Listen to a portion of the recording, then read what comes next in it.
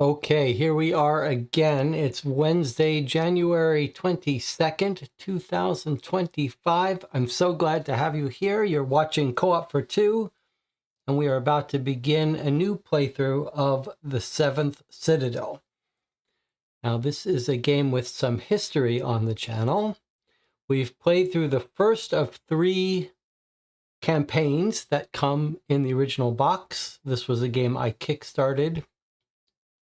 We played through the first campaign about 8 or 9 months ago. Jonathan Warner, who's in the channel now, joined me for that whole campaign. I'm not sure anyone else did, and I don't know how much of this campaign Jonathan's going to join me for, but he will be missed if he doesn't join for this one.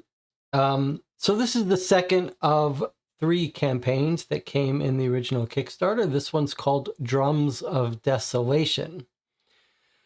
For this stream, though, we're going to just ramble and hang out for a bit, talk about what house rules we're going to use. We'll refresh ourselves on how to play the game. We'll take a look at all the components. I'll try to remember how I set everything up for filming. 7th Continent, 7th Citadel is a big table hog, and there's lots of little pieces, and we did develop a kind of system for playing it that I'm going to try to reconstruct for us here. We will also tonight play the introductory scenario. The way the 7th Citadel works is that if you look, you can see we played Dedicum's Awakening. It actually took us about 80 hours to play through this campaign. Now, the campaigns are not connected, so it's fine if you want to join for this one, but you didn't watch our first campaign, but there's 80 hours of playthroughs of that one if you want to watch that first. Certainly, that's where we learn the game and learn the system and talk about it. So maybe that's a better place to start, but maybe you want to watch something live. All right. Now, no matter what campaign you play, you always start by playing through. This is an odd choice, but you play through a kind of tutorial, but also a game that sort of sets you up for the campaign. So we're going to play that again. And part of what you do while you're playing that is you choose a character to play, and you build your initial deck. That's going to take us some time because I tend to be slow about these things and agonize over decisions. But that's what we'll also be doing tonight. So I suspect that will take us a couple hours to get through.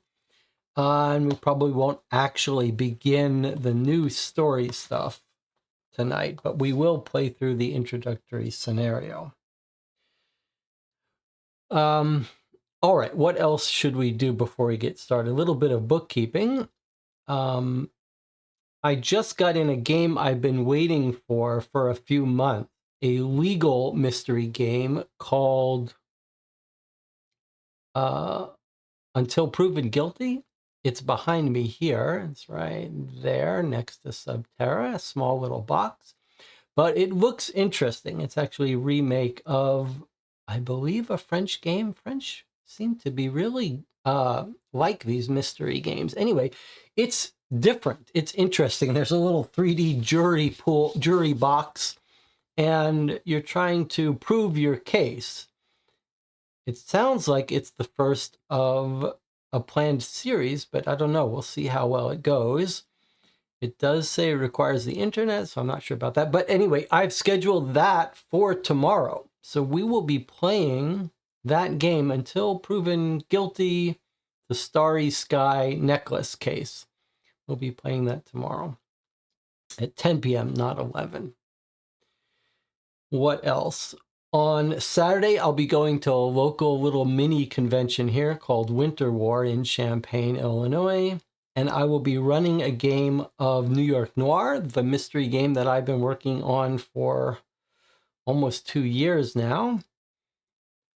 So if you're in the Champaign area and you want to meet up and say hello and get a little co-op for 2 mug or something, let me know and we'll set up a time to meet.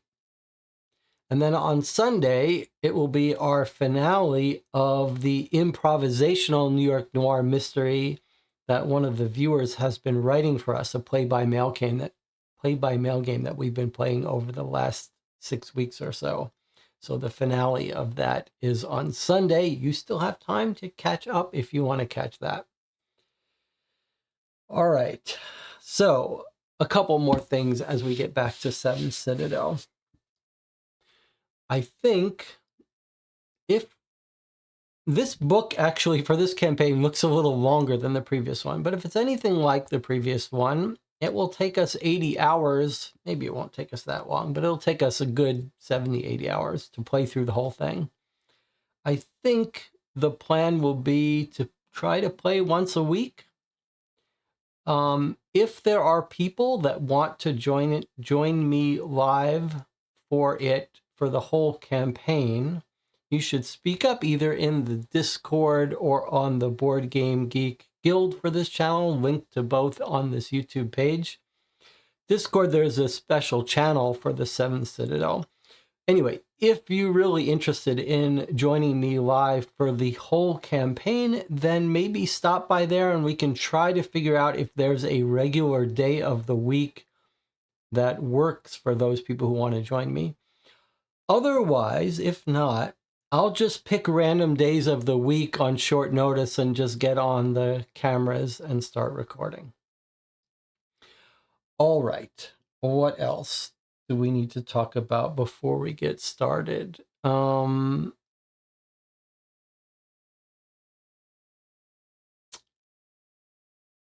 If you haven't seen, in addition to the 80 hours of playthrough, I've recorded a bunch of videos on the 7 Citadel. I recorded a spoiler-free review, And then I recorded a top 10 most overlooked rules and top 10 strategy tips, top 10 tips for enjoying the game, and a top 10 DIY items for the 7th Citadel, most of which you'll see as we play today. So if this is your first foray into the 7th Citadel, there's a very good tutorial online. You can pick up this game currently. And there's new material coming out for the 7th Citadel. It won't be out for a year or so, but there is more campaign curses out there and expansions. So it would be nice if we could get everything played before that stuff comes out in a year. We are playing with expansions. Now, the little expansions for 7th Citadel that came with it are tiny little things, just decks of cards you shuffle in. And these are the 3. We're playing with every expansion except for the Edge of Peril, which is an expansion that makes the game harder, which I don't want. So this one, Knowledge is Power, just brought a whole bunch of books that we can get. The Alembic of Valengard. These are these 3 little creatures, robots that you can encounter. And if you can lead them all back together, you can build some robot. We did not achieve that in our first campaign.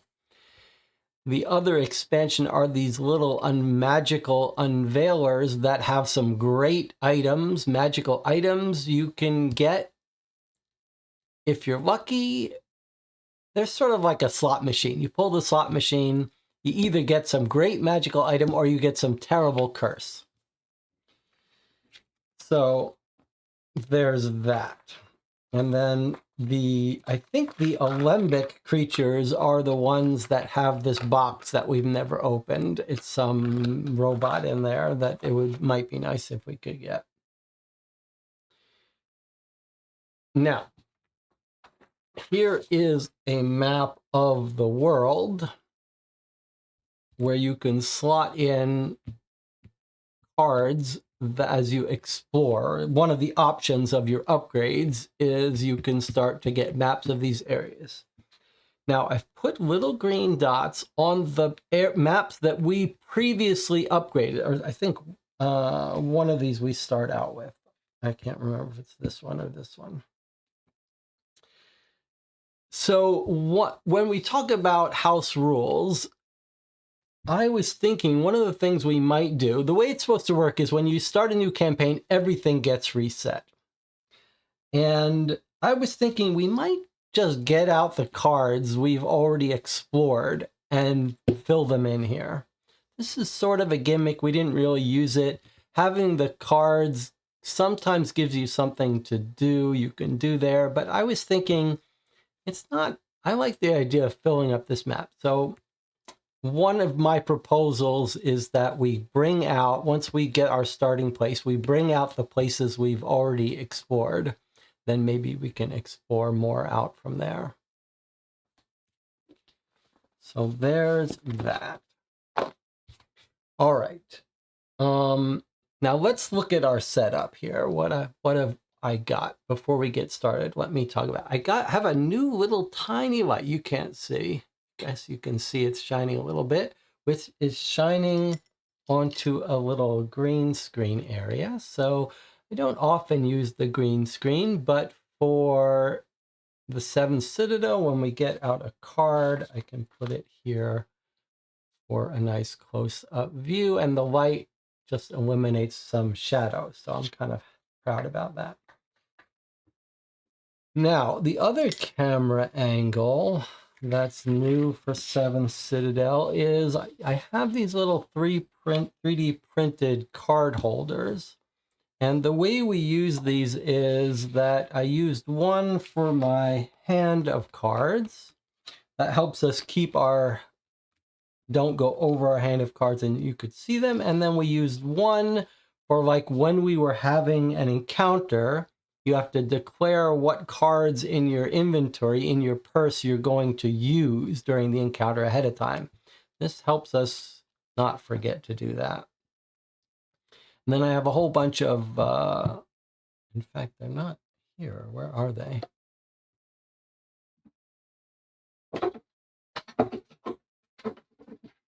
Okay. So if you watch my top 10 DIY things you can make for 7 Citadel, this is one of my favorites. It's a little place where you can slot in cards like a Rolodex. And as we play, we'll need more of these. But in the beginning, one should be fine. Over here on my left, I have the exploration cards and the miscellaneous cards. And then here on my right, I have the cards that we'll be drawing from.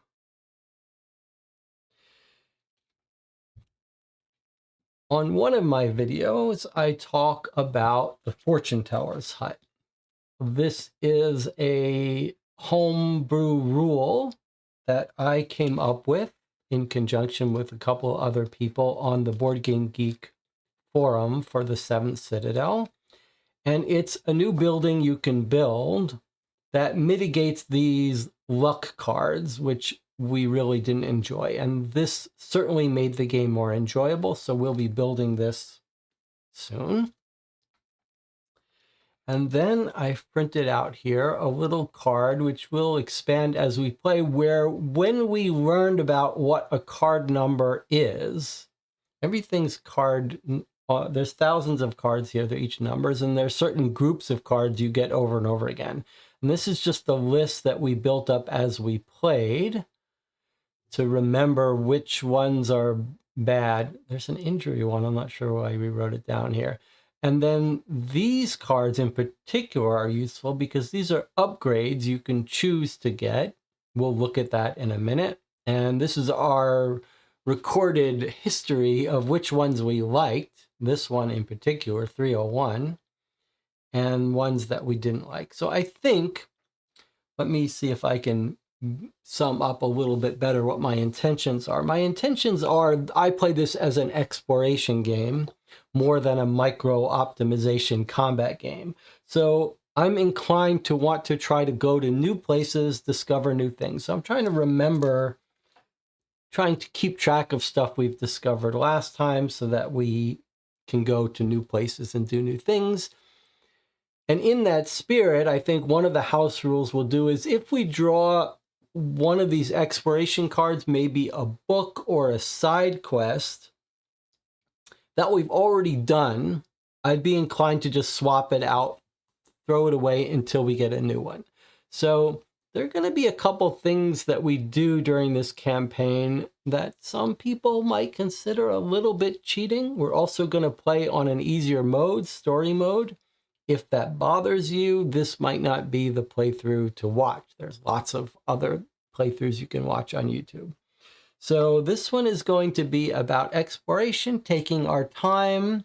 I tend to be pretty slow at this game when I do combat, so I'll try to involve you in the audience to help me make larger decisions, but when it comes to sort of turn-by-turn combat, the delays on YouTube make that impossible.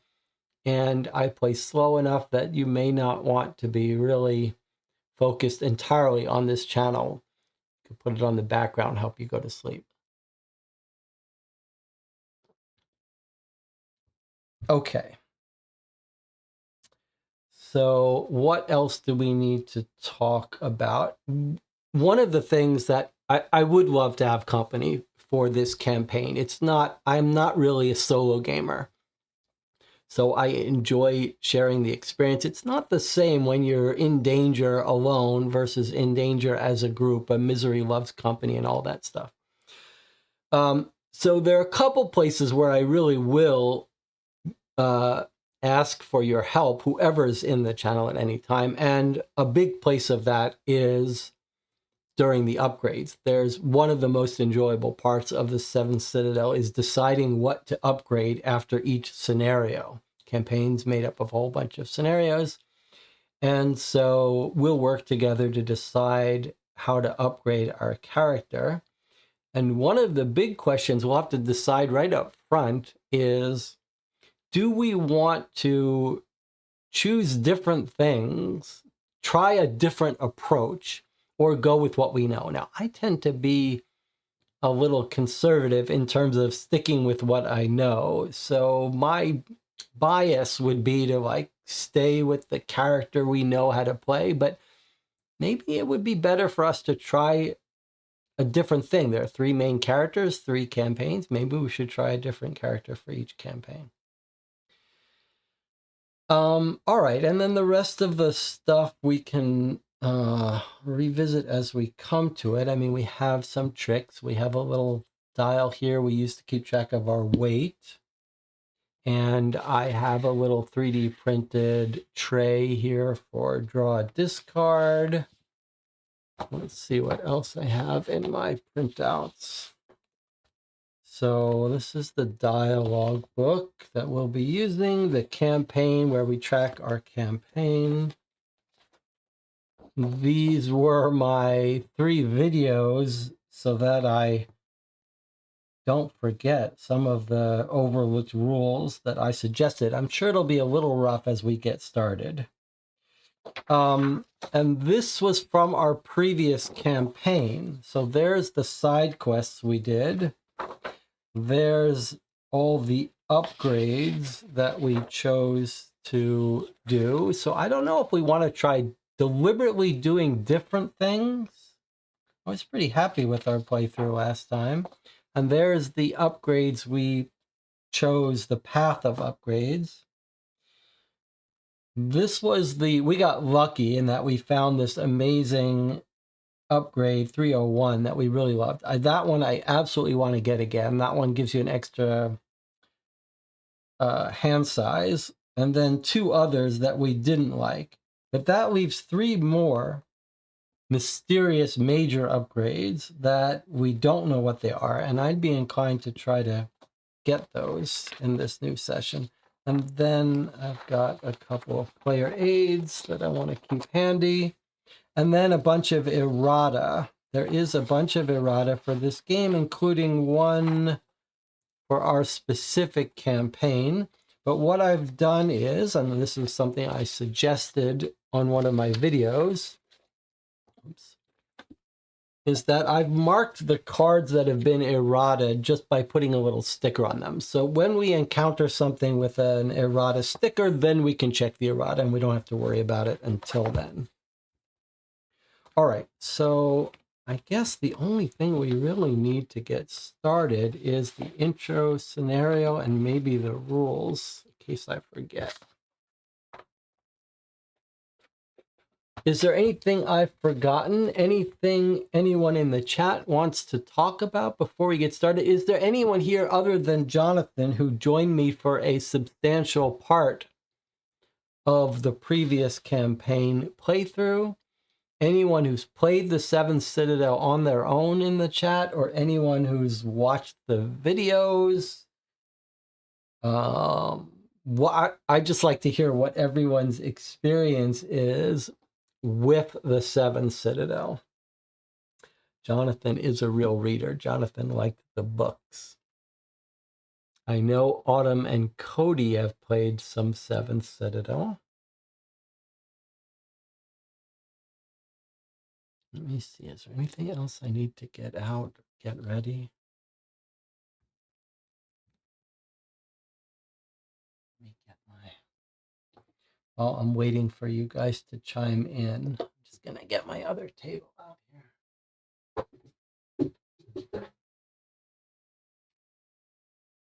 The other thing that we've got, should we need it, is we've got a tablet here. Here is the map in digital form that we can zoom in around and annotate.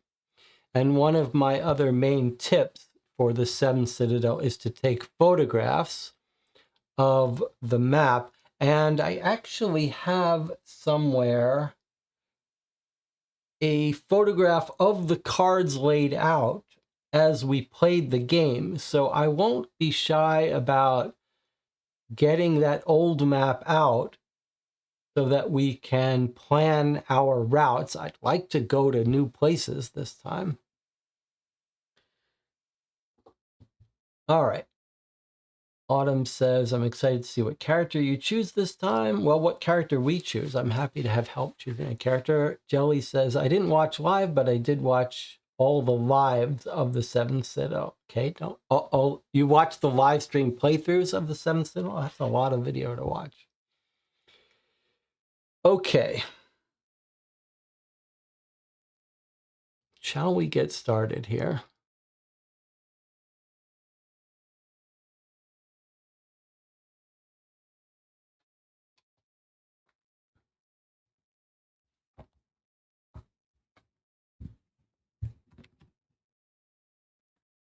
If I can clean up this table a bit.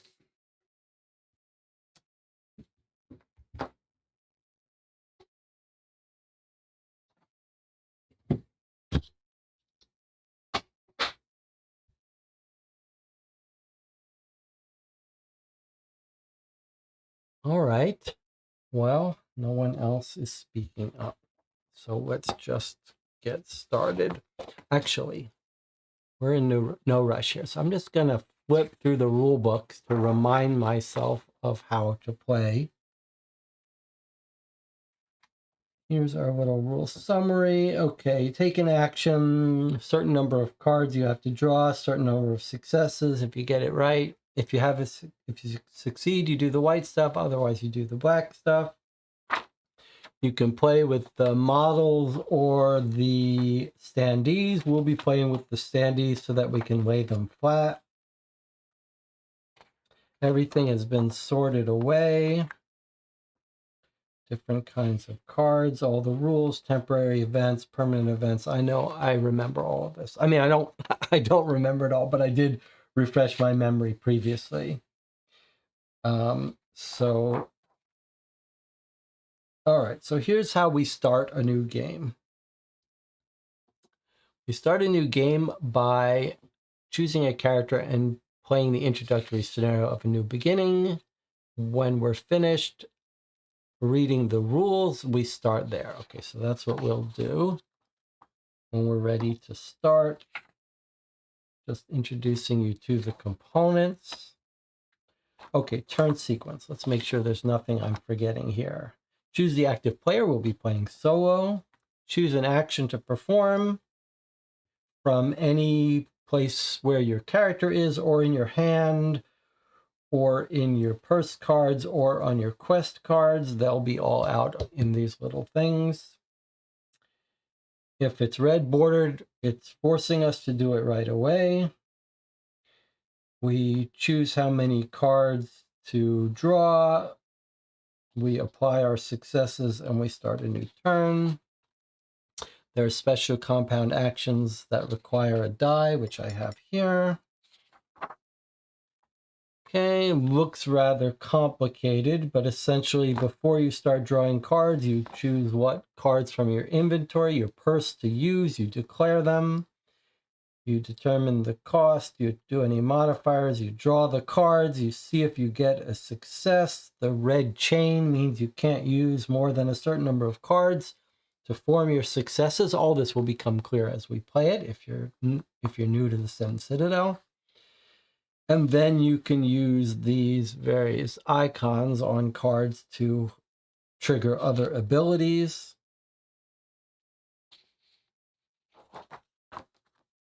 Some examples here. I think it's all going to come back to us quite quickly. There's rules about when there's multiple of the same number in the deck. You have to take one matching your current campaign or scenario if there is one. Otherwise, you take the default one, and then you must pick the green cards before the gold cards. You have to keep your eye open for numbers on cards hidden in the background because that would let you draw a special card. There's some rules about when to read from the dialogue book, blocking and unblocking cards. There's some subtle rules that I discuss in my rules videos that you could get wrong. We've got a hand size max, a weight size max. We'll see all those in a second. And then there's this key thing about recovery. It's quite different from Seventh Continent. When we run out of cards in our draw deck, which will be here, our discard deck will be here. When we run out of draw cards, or whenever we want, we can pay life points to recover discarded cards into our new action deck. And here's one of our next house rules we're going to play. Normally, it's 1 life point to recover 2 cards. We're going to play in story mode, which will make it give us more time to explore. And that means we're going to pay 1 life point for every 3 cards we recover. So it's a little easier for us. Some rules on exploring. There's a rule about if we run out of space on the table, we can get rid of cards. That hasn't happened to us yet, but I suppose it could. Okay, a little reminder about the threat books. Each scenario, campaign threat book. A threat is a campaign. Tells us what goals. Well, we'll just walk through that when we get it. Then there's a whole section here on upgrades. We'll tackle that when we get to it.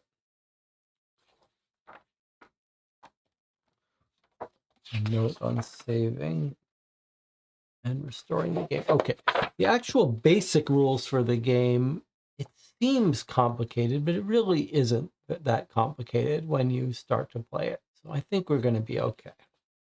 On the other hand, having said that, it is impossible to play this game without making some little mistakes, but we're not going to worry about that overly. I think maybe what we should do here, since I've been talking for a half hour, is take our little first break early. Give everyone a chance.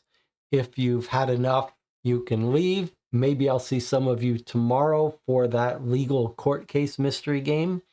For the rest of you, refresh your tea and coffee. We'll be back in 8 minutes and start playing a new experience in the introductory scenario. We'll pick our character. We'll build out a deck that's going to be with us for the next 80 hours. A little nerve-wracking. I'll see you in 8 minutes.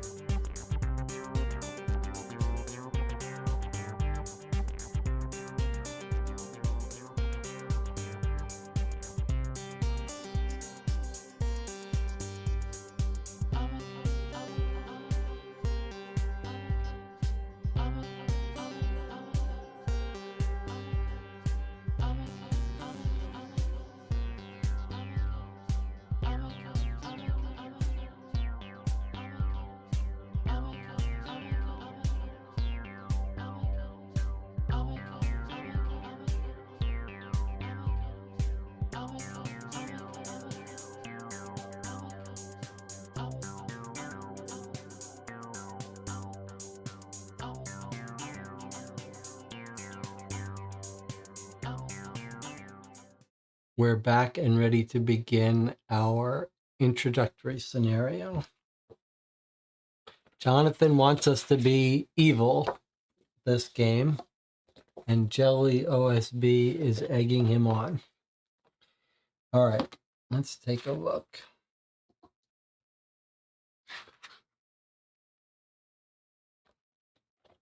Look at this art with these worms bringing a grave down. I wonder if we need to, well, I guess this is going to introduce us to the world again. Remember, we've played through this exact scenario once before, but there are always different options. The collapsing land. During the conflict between the hegemonic city-state of Kel and its rival Gattlerock, a new threat emerged from the ground, the burrowers. Under the command of a mysterious master, these enormous worms tirelessly dug out underground tunnels to the point that they caused the collapse of entire regions. Kel and the rebel cities of its protectorate had no choice but to call a truce and fight the creatures that threatened to engulf them. But the Kellian legions, just like the mages of Gattlerock and the engineers of the Plans and Mechanisms Guild, proved powerless. All seemed lost. A glimmer of hope came from the ancient druidic clans.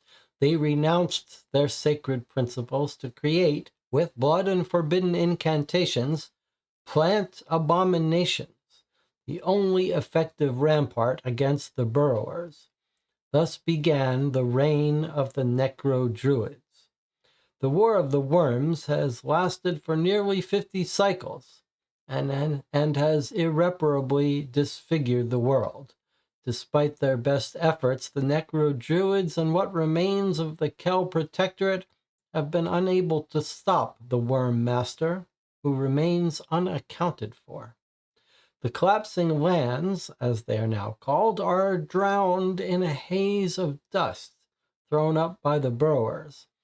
Plant monstrosities have spread, sometimes out of control, threatening the few surviving communities they were meant to protect. It is in a citadel, each necro-druid's seat of power, that you are now exhausting yourself to care for these sacrilegious plant creations. As a slave gardener, you are waiting for one thing only: death by accident or exhaustion that will free you from this life of suffering. There is a whole glossary that we might want to refresh our memory of. There's the burrowing worms that are eating up whole cities. So that map you saw, which is here, this is how things were before the worm wars and the burrowers started destroying a lot of it. We have explored, let's see, we've been like here, I think. Is that about right, Jonathan? Can't remember. I think that's about where we've been. We may have been up a little higher. I think we did go to Waterbank. So we may have been up a little bit higher. But we tried to go down here, and it gets very dangerous very quickly. We've definitely never been to any of these areas here. A little island over there. Boy, it'd be nice to get to some of that. I do hope you'll tell me if you have any ideas of ways I can improve this live stream, especially anything that would give me an excuse to install more gadgets or write more software.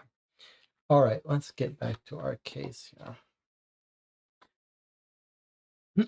How long have you been in the Citadel? You've lost track of the cycle. The absence of a door at the entrance to your cell gives you a false sense of freedom within the tower, and occasionally leads you to forget that you're nothing more than a prisoner.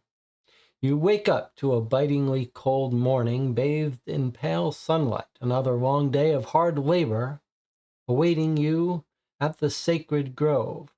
One more day added to your interminable sentence, and one less left of your life. Who knows, perhaps this one will be your last. Suppressing a shudder, you think of that apprentice gardener whose silly antics were a welcome source of amusement just yesterday. But now his mangled arm, torn from its socket, is fertilizing the plants to which he used to tend. The reckless boy had been clearing the ground next to a sardonyte, mistaking it for a rose of torment, without seeking assistance from a harvester. It has been drilled into you that the abominations created by the necro-druids protect the Citadel, and the remains of the Kel Protectorate from the burrowers. The belief is that one day they will help you win the war that has wrought chaos and decimated the once green and populous landscape. You have little choice but to place your belief in these stories, since you have not seen the outside world since your imprisonment. Hey, enough daydreaming. The ground trembles and rumbles more than usual. A sudden, violent blast throws you to the floor, shaking the citadel of necro-druid Ninadazer to its very foundations. The southeast wall, with its dozens of cells, is torn asunder. Screaming prisoners can be heard over the thunderous collapse as they plummet to the chasm below. Somewhere beyond the clouds of dust and the creaking piles of debris, additional explosions and streaks of strangely colored lightning flash across the sky.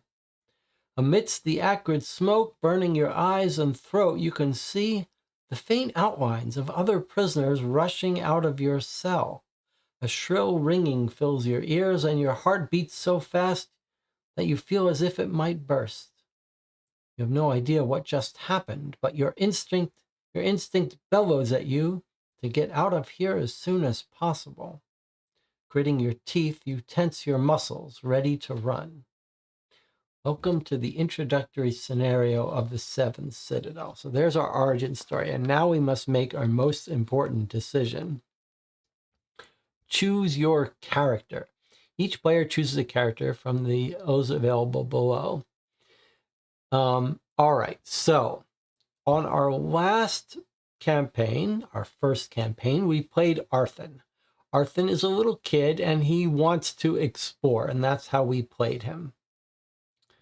He's got energy and enthusiasm. His jovial personality contrasts with the taciturn character of the other gardeners. Okay, so he wants to explore and go find interesting things. Okay, we could take him again. We're used to him. Each of these three characters has their own deck of cards. They're mostly the same, though, so the deck's not going to change that much. Okay, but here are the two new characters we could consider. We could play Brooks. The last person who picked a fight with Brooks left their cell headfirst over a ledge. He does not make concessions. A savage character developed during formative years spent surviving in the ruins of the city of Mortabah. Being forcibly dragged to the Citadel by a cohort of purveyors has hardly made Brooks docile. Through 7 cycles of captivity, Brooks has never lost sight of one singular objective: escaping this place. The last attempt was nearly successful, something which would have been a first in the Citadel's history. Okay, so if we pick this guy, we're ruthless and strong and savage. So maybe we pick Jonathan wanted to play it evil. Maybe this is the guy to do that. He seems ruthless, savage, and strong. Then the last character is Kasich. Kasich joined the ranks of the last legion of the Bow, driven by a sense of duty as well as a desire for wealth. The plains of Nazibi, the Sunset Mountains, the New Forest of Cardamak, countless incomparable battlefields, combat prowess, as well as staunch bravery were traits that caught the attention of top leadership. Along with some 60 other elite soldiers, Kasich was sent on a suicide mission that was supposed to mark a turning point in the war. The battalion ventured far into the subterranean abysses of Aber Amid, which was commonly regarded as the cradle of evil. After being ambushed and suffering significant injuries, Kasich managed to return to camp accompanied by only 2 other survivors. No one knew how they made it back, and the reports and tales of their experience were disturbing enough to see them all detained and thrown into a citadel. To this day, Kasich cannot sleep without picturing what transpired, with thoughts that constantly search for an explanation that might ease the resentment. So what we've got here is a soldier with real experience in leadership, but traumatized. All right, so what's it going to be? Our explorer kid that we played before, the strong, savage guy, or the weary leadership soldier? There's a 4th character. Yes, there is. You're quite right. Denham. Den, to friends and trusted confidants, was still a child when the first citadel was built, and knew those who had experienced the golden age of Kel. Denham is one of the rare people to have entered the citadel willingly, having seen family and friends swallowed up by the ground, claiming the lives of their soulmate and 3 children. Regarded as a fountain of knowledge and wisdom by the gardeners, Denham has become a leader to the community of prisoners. Despite not holding the Necro Druids in the highest esteem, Denham's hatred for the burrowers and their master, whoever they may be, is even greater and provides all the necessary energy needed to endure the daily toils. Okay, so Denham is focused on duty and wants to win this battle, this war. All right, so duty and honor and wisdom, knowledge and wisdom, Denham. Curiosity, exploration, Arthur. Strength and savagery, Brooks. And traumatized soldier leadership, Kasich.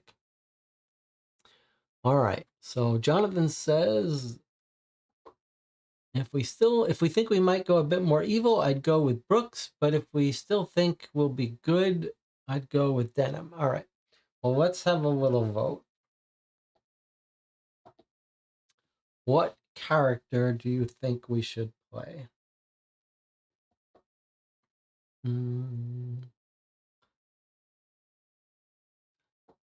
Does that work for us? Yes. Okay.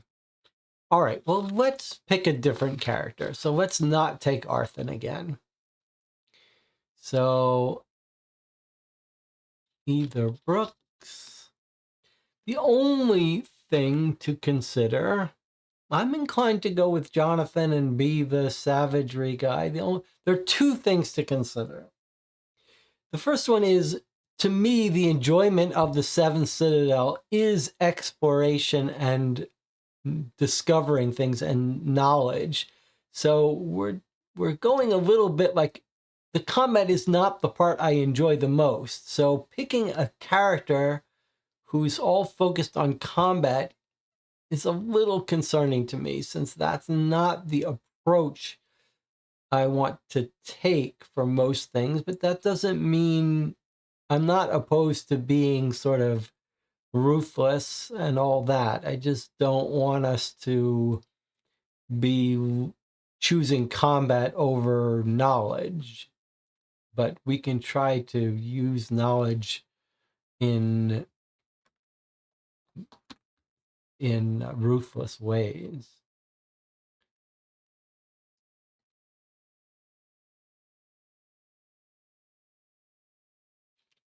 I wouldn't mind taking this guy who's sort of, what is it? I mean, soldier, combat prowess, and bravery.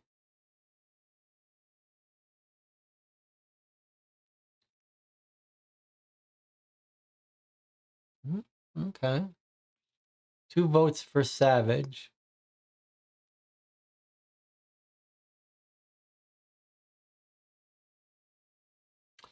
So, Jelly, you have to say vote and then what you want to vote.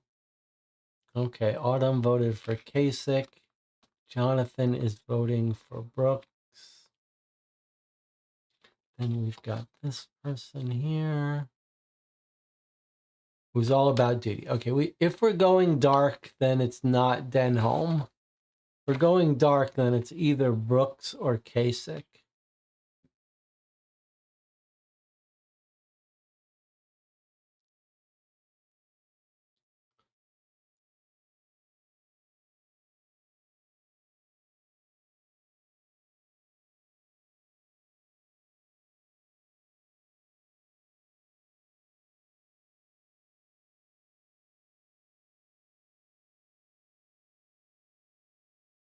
All right, we have 3 votes. Well, we only have 8 concurrent viewers, but that's still a couple more that could vote if you want. Jonathan has changed his vote to Kasich.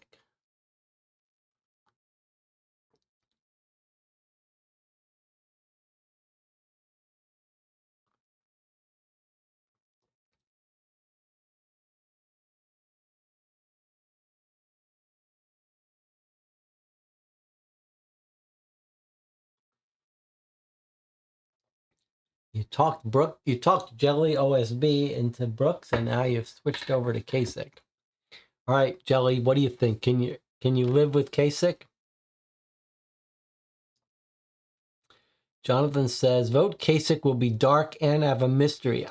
I do. This is a little easier for me to wrap my head around, like a person who's traumatized, and that's going to be what makes them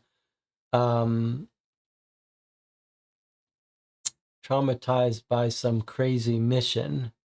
That's what makes them make the decisions they're making. This guy's a sort of, there's not enough backstory to make me understand why they're savage. I guess they've been in... Okay, I think Kasich is the way to go. Join the ranks of the last legion, a sense of duty, and as well as desire for wealth. Duty and wealth, but then things went wrong. Suicide mission, things go horribly wrong. and he can't even sleep at night, filled with resentment and some trauma. Now, there's backstories for each of these that you can try to resolve, and we never did fix Artham's backstory, but it wasn't that compelling. This one, boy, does this backstory seem compelling. All right, we're going to play Kasich. Done and done. Sounds like everyone's getting a little bit of what they want. All right, so to play Kasich, we take a 225 card. That's going to be our character. Get the hang of this soon enough. Oh, maybe this isn't our character. It's not our character, it's our backstory. Let's get our character.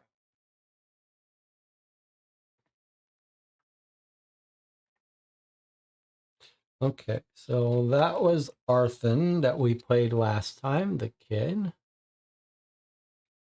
And here we're playing Kasich. This guy or this woman, you can choose. All right, what do you guys want to be? The guy or the girl? I guess we played Arthun the boy, although these two look like they're relatives. Look at that scar. Ouch. All right, we're going to play her this time. All right, any difference you see in stats? No, everything is identical. All right, so we're playing the woman Kasich with a huge scar. So that's, we know she's been through some bad stuff. There's Brooks, by the way. All right, so we've picked our character. All right, so she's the military green colored person.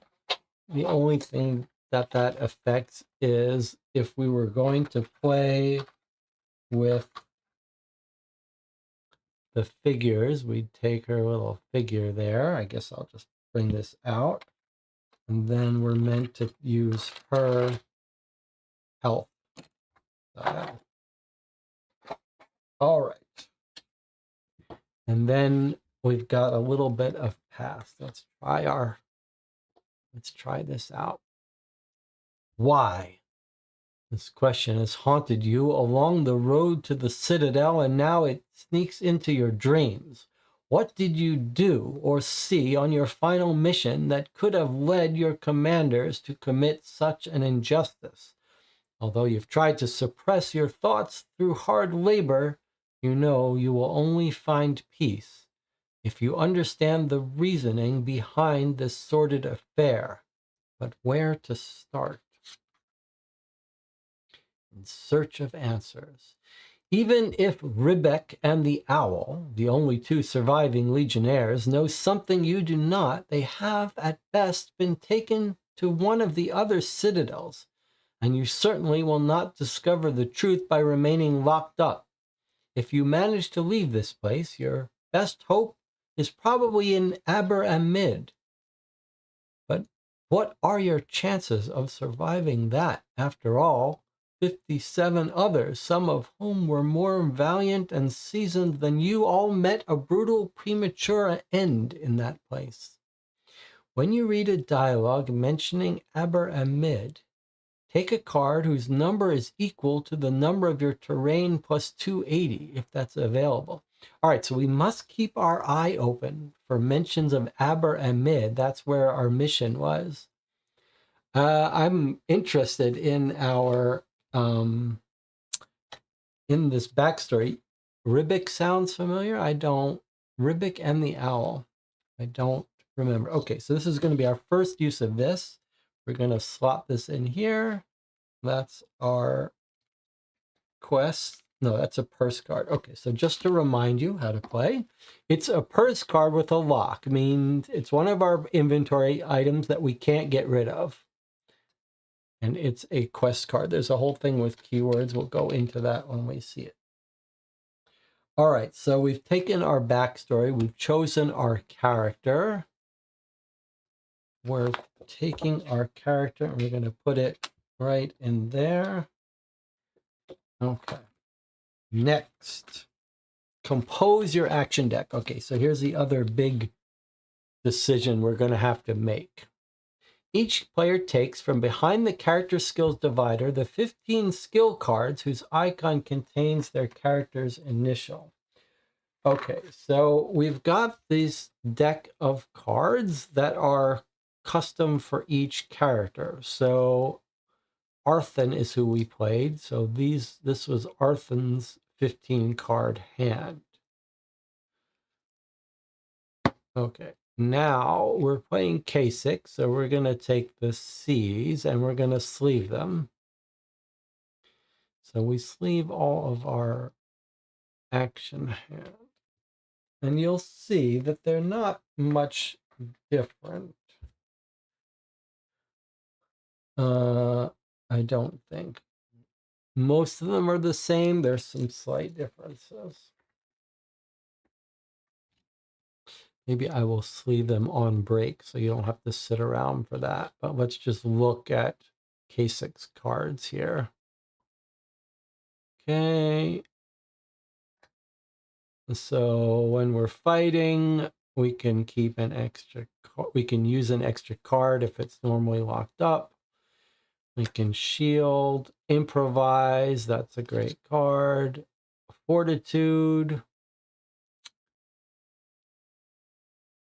You can ignore something telling you to discard cards. Intuition, we've seen that before.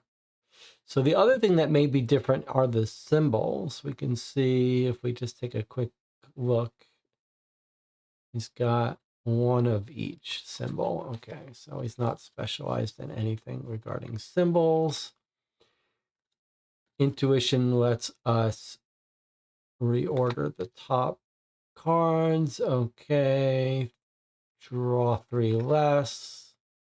Second wind is a way to rest, recover. Jack of all trades gives us a symbol. A way to run quicker. Draw additional cards. That's quite useful. Bring a card back from your discard into your hand. Super useful. Okay. That's the keeping a card. Okay, extra star. This is our escape from a fight. Okay, so very similar to Arthun's deck. But here's where we start to specialize.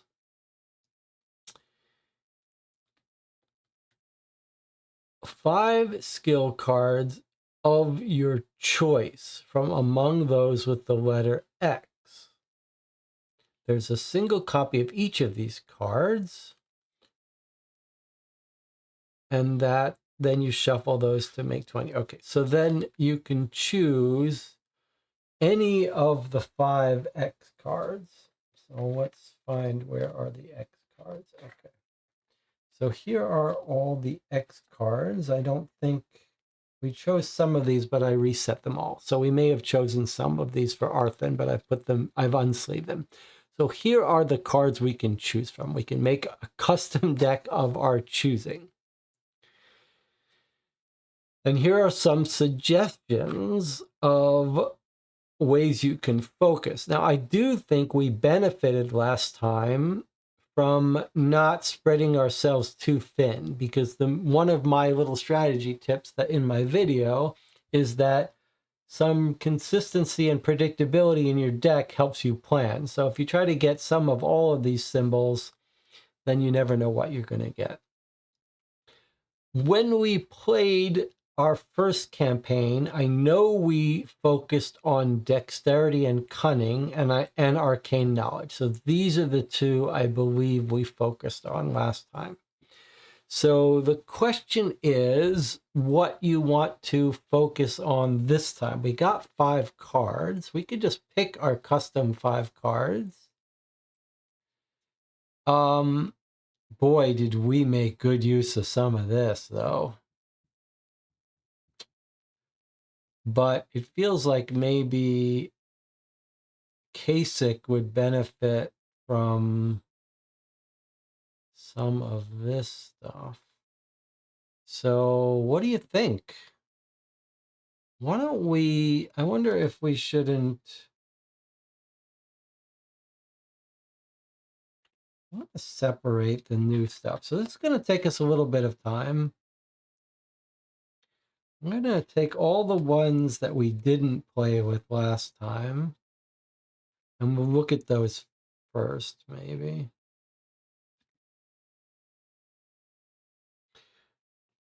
But we can also choose, we can choose whatever we want. But I guess the overarching idea is, do we want to try all new stuff, or do we want to do the stuff we loved? All right, so this one was eroded.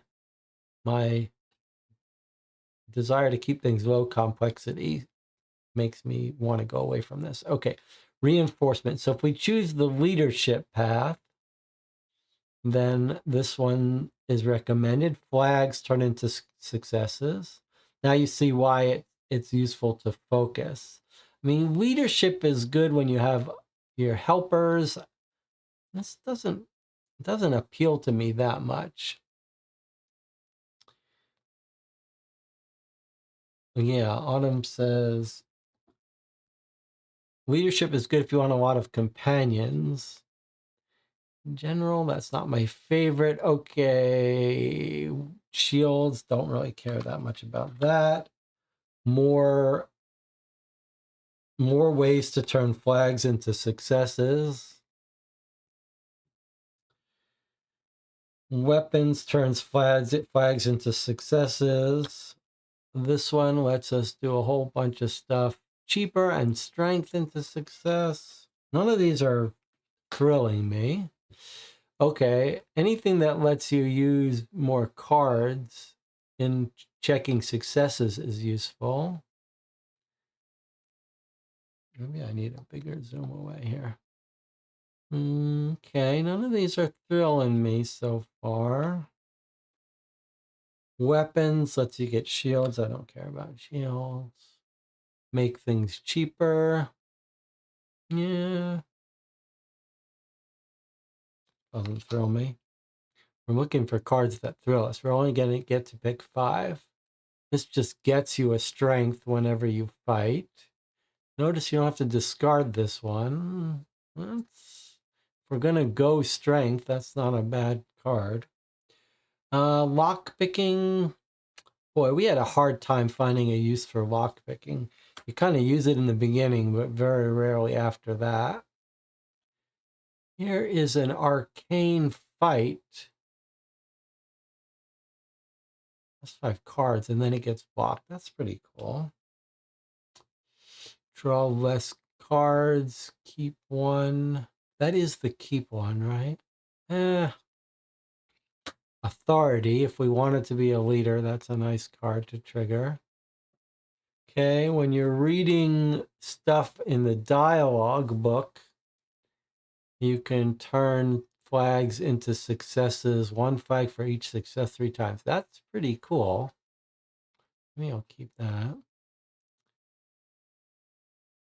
Flags or dexterity turns into strength. That's an interesting idea. That's weird. That's interesting. A way to convert symbols. That's tempting. Turn dexterity into successes if you have a weapon with secondary and it's eroded. All right, I don't love that one.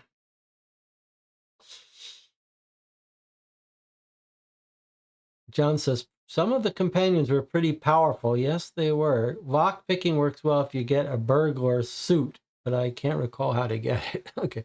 All right, so here are some the X's that I put aside here. We've got a dexterity one that turns dexterity into successes or shields. Acrobatics, don't love it. Lure of profit. When a character gains a card with the keyword barter or trinket, take a 49. A 49 is our Hope Reborn. No, Glimmer of Hope. Glimmers are pretty good. We use them to break the, to use our Fortune Hut. So that's a pretty good card, but I'd be inclined to still get Arcane, but maybe not get Dexterity. So that would put us away from that. Way to rest.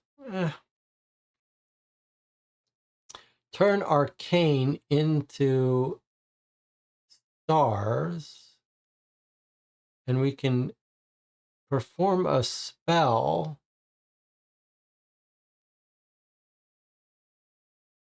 I like that one. Take a 72 card. I don't even know what a 72 card is. An extra action to perform. I see. This doesn't get us stars. It's just for this effect. What is a 72 card? Does anyone remember?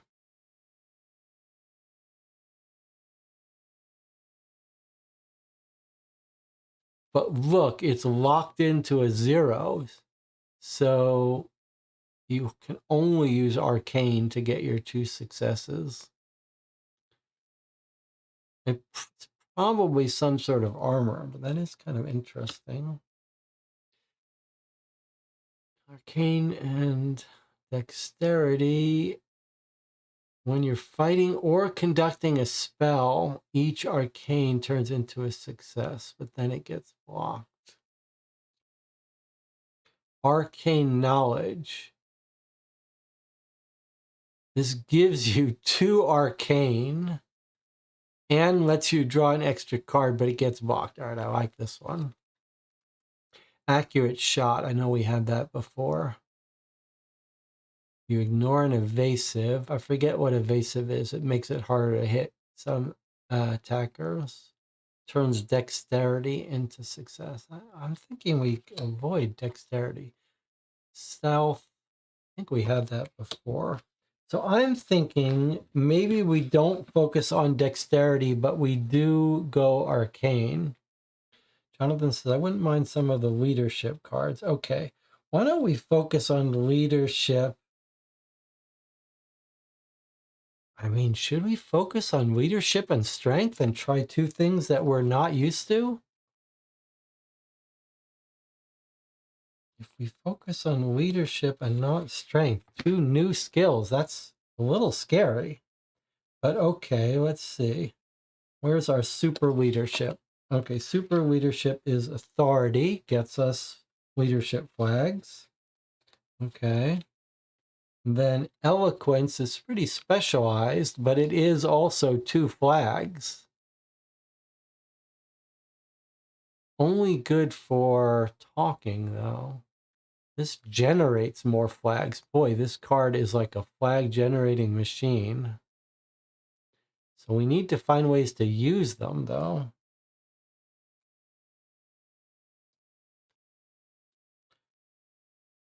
So here's a way to use flags for success. That's pretty tempting.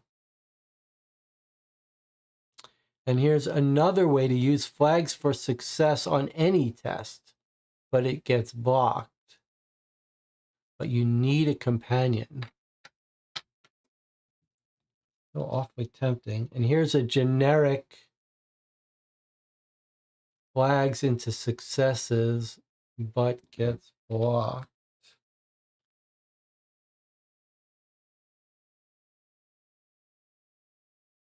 Well, maybe we should go all leadership. Is that what we're doing?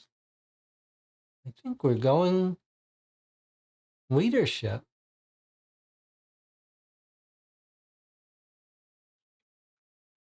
And a bunch of blocking? Is that what we're doing?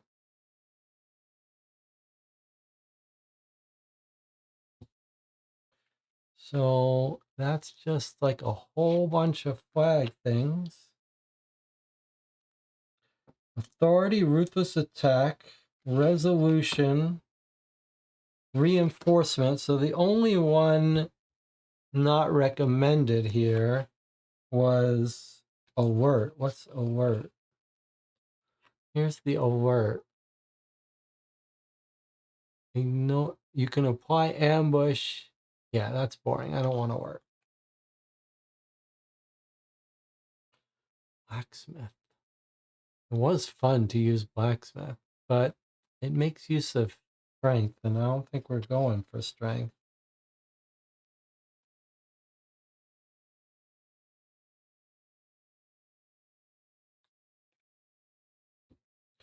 All right, so I think we're going for leadership.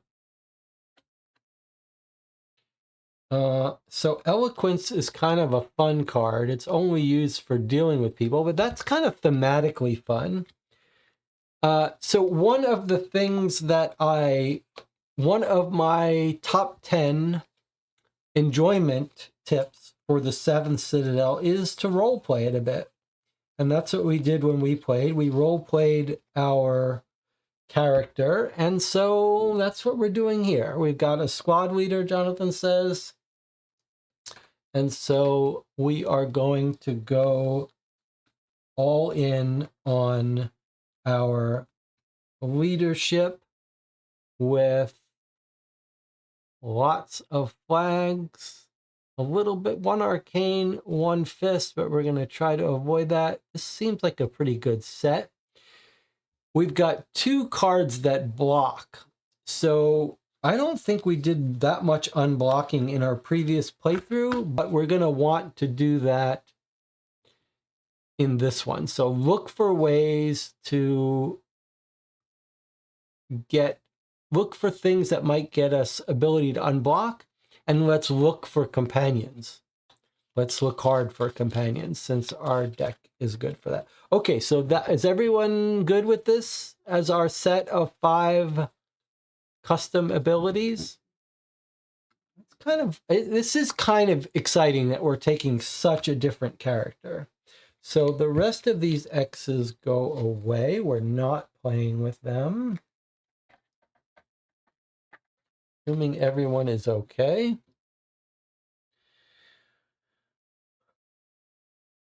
Kind of reminds me of the Manchurian Candidate. Has everyone seen the Manchurian Candidate?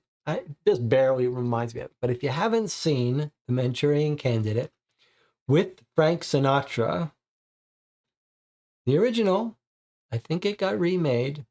That's your movie homework assignment for tonight. It is a very influential, classic, amazing movie. All right, so there's our 5 custom role-playing skills, and we've got 3, 4, 5, 6, 7, 8, 9, 10, 11, 12, 13, 14, 15 base cards for Kasich.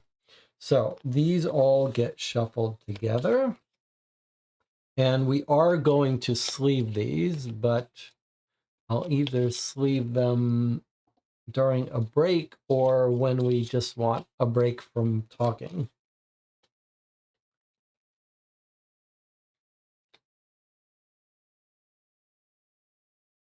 How does everyone feel about our character?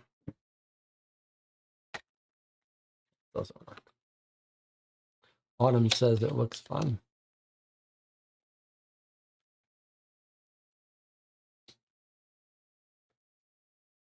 Jonathan feels good about it. Okay.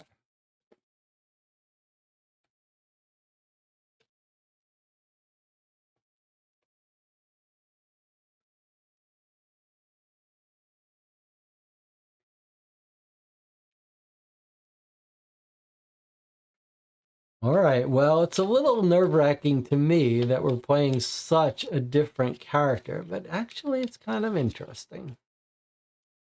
As long as I have some help playing, I'm fine.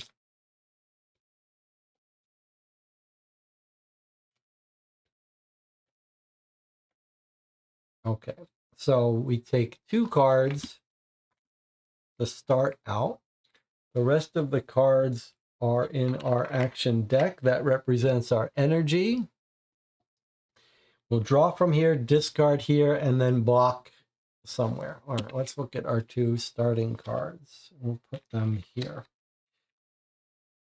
Inspiration and determination. All right, let me check out my hand camera. Let's see if this works. Okay. So you will notice here that maximum hand size is 4. 1, 2, 3, 4. So we're going to keep this here for now until we figure out a way to be able to carry 5. But for now, we're just going to leave this person here. All right, so we have 2 cards of our max of 4. Inspiration lets us perform an action to draw a card from the discard, currently none there. And determination lets us get an extra success when we want and then discard it. This is a great card for because no matter what action we take, we can bump up an extra success. All right, shuffle their 20 action cards, place it next to their character card. Okay, that's fine. Set all life point counters back to 0. Okay, so there's our 0, 0. And then you get points depending on the number of players. With a single player, we get 45. Okay, so that's our starting health for the introductory scenario. 2 cards we've got. Take a 10 card, read the text on the back, put it into play to begin forming the board. Okay, so that's going to be our starting card. Don't use the Citadel leaflet yet. Okay, so that's the upgrade stuff where we build our thing.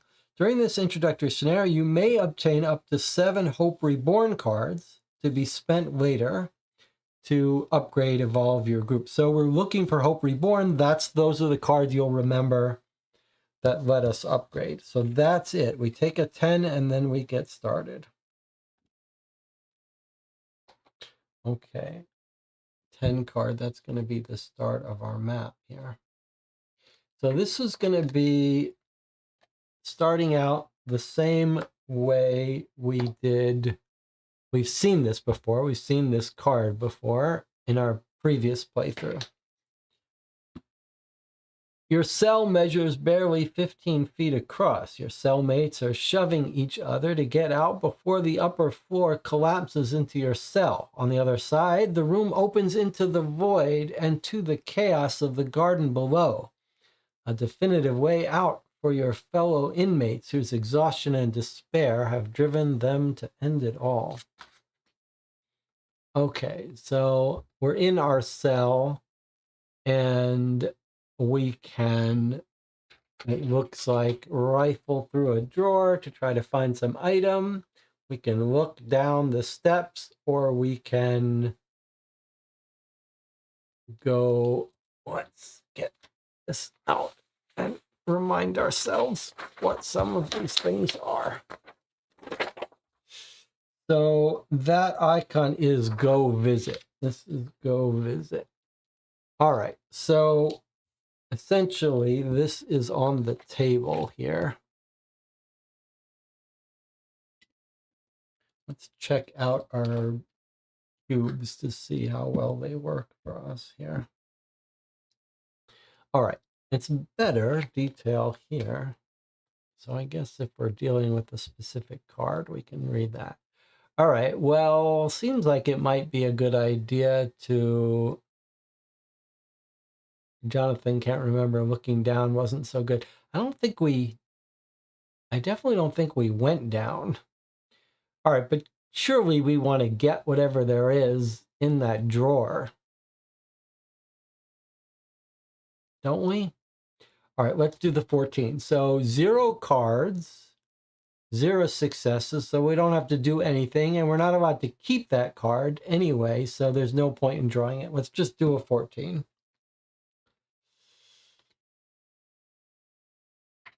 Okay, I'm going to put this out here. Another tremor violently shakes the Citadel, bringing dirt and debris crashing down from the ceiling. The air is thick with dust, but you can make out a body buried under the rubble. Grunting with effort, you manage to pull it free.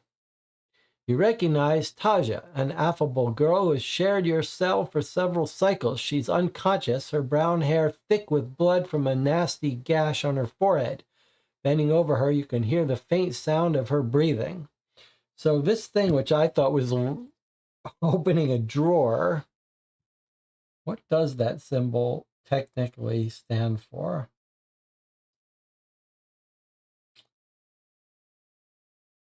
Let's look at it together.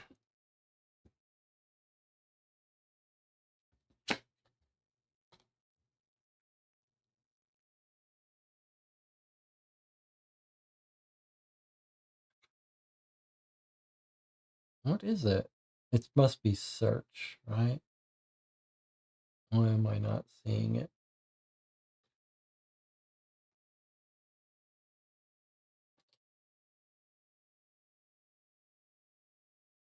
How is it not here?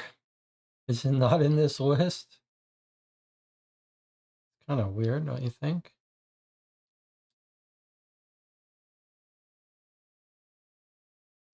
Like what? This is, you don't have enough things to choose from here? You've invented go into a drawer, but it's gotten us a girl. All right, well, let's see what it says. Here she is.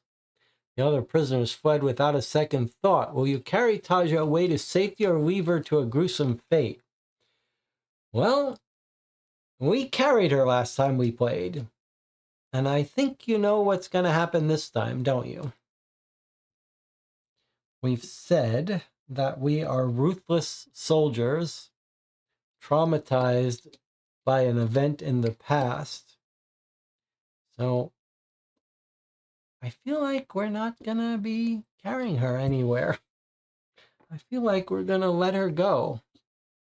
World is too harsh. Okay, so notice that this is a permanent event, or an event, I forget whether you call it permanent or not, that attaches to this current.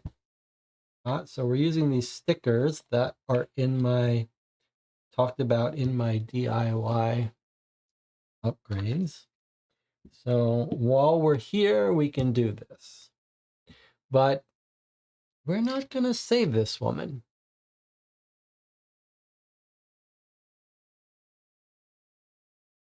John says, if we get to the end, we might get a Hope Reborn. Well, we're not going to do it. We're not going to do it because we've said that we are not this person. I mean, we are leadership, but we've learned in our life that you can't carry the weak. It'll just kill the whole squad. So we're going to leave her there. If you do pick her up, she slows you down the whole time. We're not doing it. So we're going to come over here to the 15.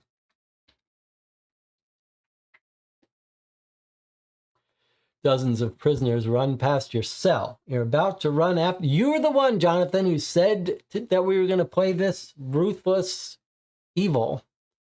So I'm not even being evil, but I am being ruthless. So we don't have time for this. It's not that we don't have time. It's that we can't afford to risk everyone just for this person who's about to die. Dozens of prisoners run past your cell. You're about to run after them when a terrible crash deafens you. Tons of stones have dropped into the corridor, filling the space with thick, billowing dust. Wailing and cries for help echo through the corridor. All right, so this attaches here.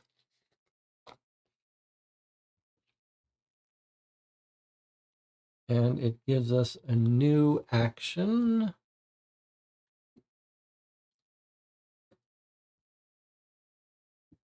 So I should put our faint person on the map. There we are right there. All right, so we can choose, because this is connected to this, we can do this action. We can draw a card and rush out of your cell after your fellow inmates. No matter what happens, you swear you will never set foot in there again. Discard this and replace it with a 15 card. Is this leaving? Or is this get us to the new area of the Citadel? I mean, new area, because we don't want to leave quite yet. Now I wish I remembered what this is about.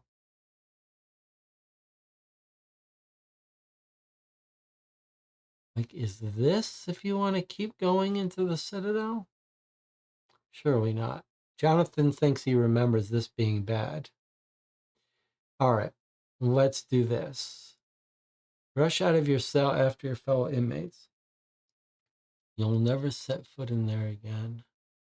Are you sure you don't want to look at this?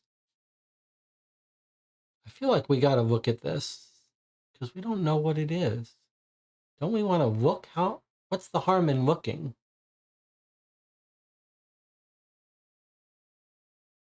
Do you prefer this here or do you prefer... Let me see what works better for you on camera, what you prefer to look at. Do you prefer that? Or do you prefer the standee? Where is our standee? I think this is our standee. What's better?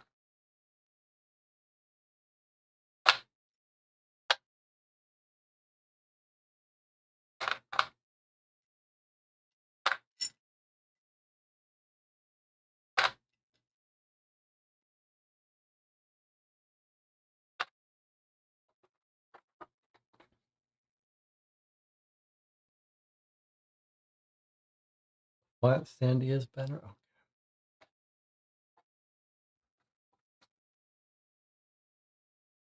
All right, Jonathan doesn't want to look down those stairs. All right, here we go. Then we're doing this. Discard this, replace it with a 15. Here's our 15. You enter the corridor that runs along the cells of the upper floor. The ceiling is collapsed on the north side, forever sealing access to that part of the Citadel. Breathing heavily, with your eyes watering from the thick dust, you make your way forward. Okay, so we discard this card. Since this is the first time we're doing it, let's remember how that works. We've got a pile of cards that get discarded into the past. Okay, so that gets discarded into the past. And this card comes out to replace it. All right, so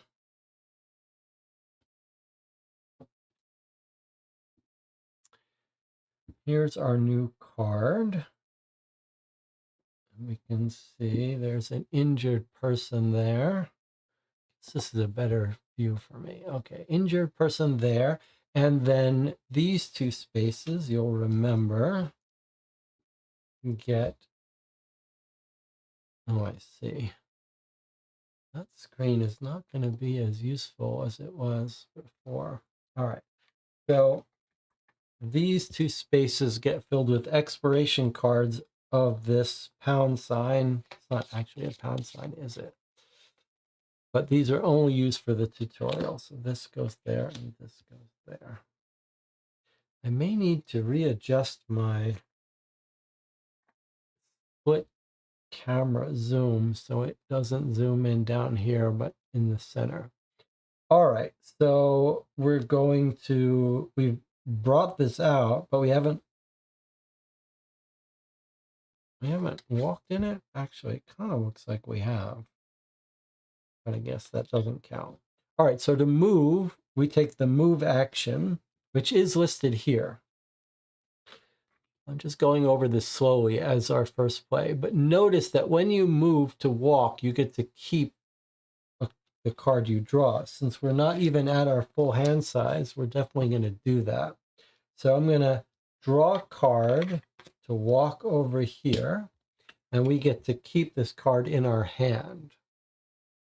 Look at the top 3 cards of your action deck, put them back on the top or the bottom of it in any order. That's pretty useful. That can help us guarantee a success. All right, well, we've got a dead... I can see also that it's getting a little bit confused here. Okay. So we've got a body laying on the ground here. Walking costs an extra card, so it's difficult to walk in this area. we could explore these cards, or we can look at this body, and I don't see any number here to look at. So I don't know. Do you think this person might have an item that we want? Should we examine them for that purpose? Or should we just move on along our way?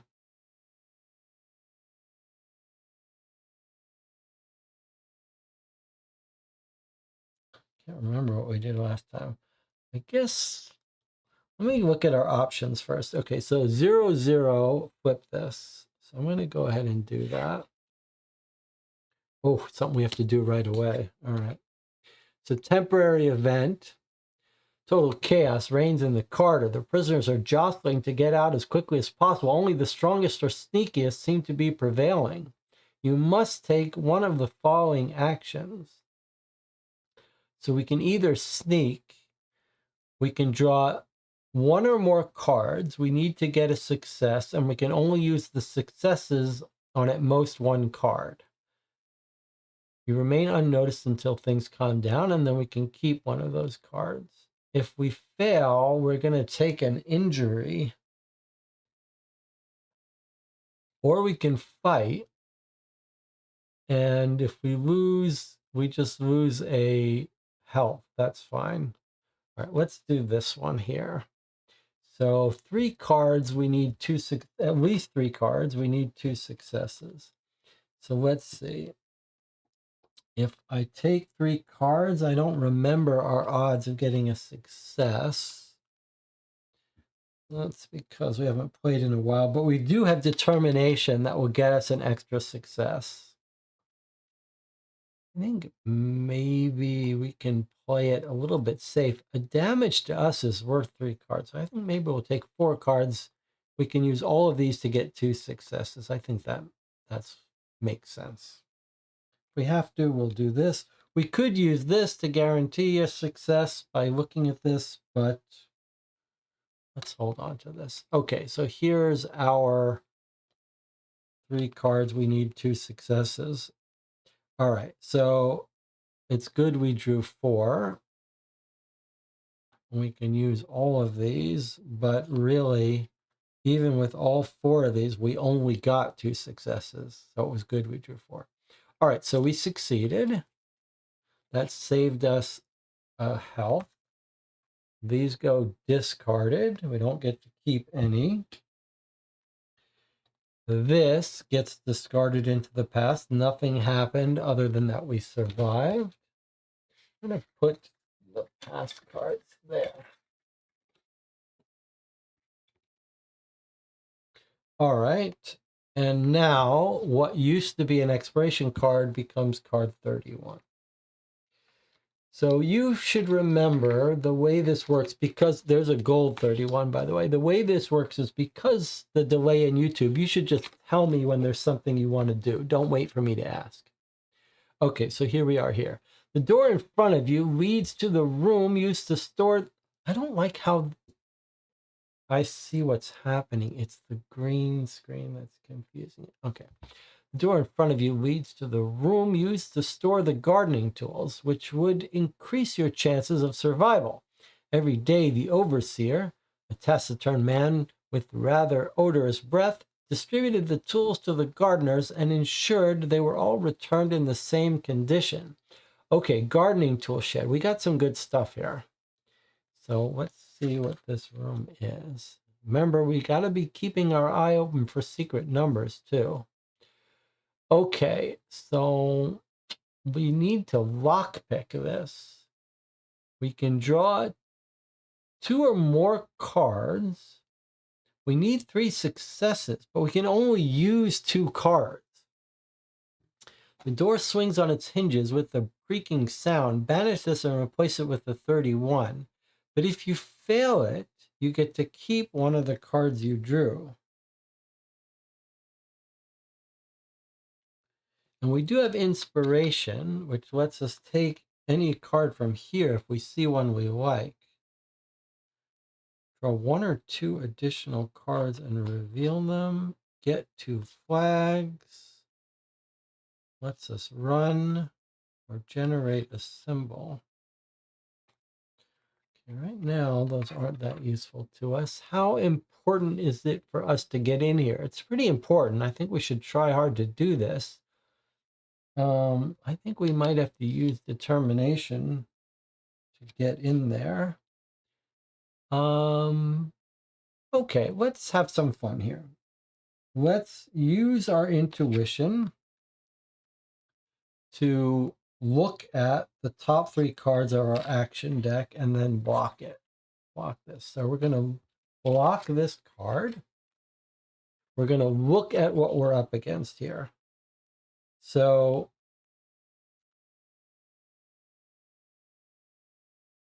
we could use these cards to get 2 successes. And then we could use this to get our 3rd. That would get us in. Or we could throw these on the bottom and hope that we get a success without having to use that. I think that's what we should do.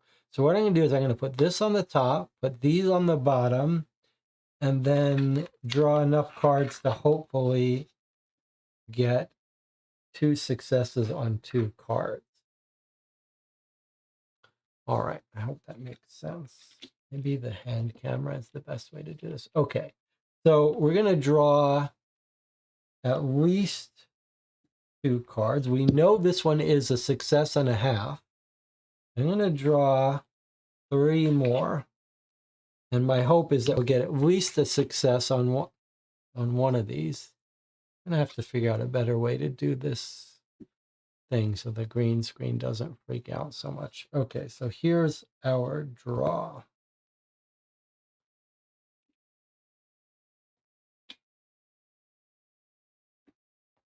Okay, so we pulled it off. We did need all 4 cards. We knew this one was going to be on here. We drew 3 more. We did get the 2nd success we needed. That chain there is what only lets us use 2 cards to get 2 successes. I guess we could have used this card too to do it. Okay, 2 cards, 2 successes. All of these get discarded, but we didn't have to use our determination, which is nice. We're going through cards pretty quickly. We've succeeded. We've bashed it open. Now it says banish this card. Okay, so remember when we banish a card, it doesn't go into the past. I'm gonna have to do something about this green screen that's triggering when it shouldn't. Not sure why. Is it? I think it might be because of how small that overlay is. Okay, so this gets banished. We'll never see this again in the entirety of our campaign. And we bring out the gold 31, having smashed open the door. You push open the door to the storage room where an earthy, damp stench fills the air. Several shadow weeds give off a pale light blue glow. All right, so I remember this a bit. And it's a place for us to get rakes and stuff. I think the rakes and items are up here. And something bad happened to us. Something bad happened to us here. We need 3 successes? Is that right? All right, well then we couldn't get what? Then how did I think we were going to get 3 successes? I don't know what I was thinking. All right, so we needed 3 successes. So we are going to have to use our determination to get us our 3rd success. All right, maybe that was my plan overall. All right, so we used our determination. Thank you. All right, well, we knew we were going to be able to do that. All right, but that's still a little scary. Maybe we should go get that back. In fact, I think we should. I'm going to use inspiration right now to go grab back determination since that's such a great card. All right. All right, so my memory is something bad happened, and either something bad happened or we got something good in those barrels. I can't remember. Thank you, Jonathan, for keeping me honest. All right, let's do this part first, but actually I think it's time for a break. So let's take our break. We'll come back. We'll see if we can't get some of those items. Thank you, Jonathan, for correcting me. I'll see you in 8 minutes.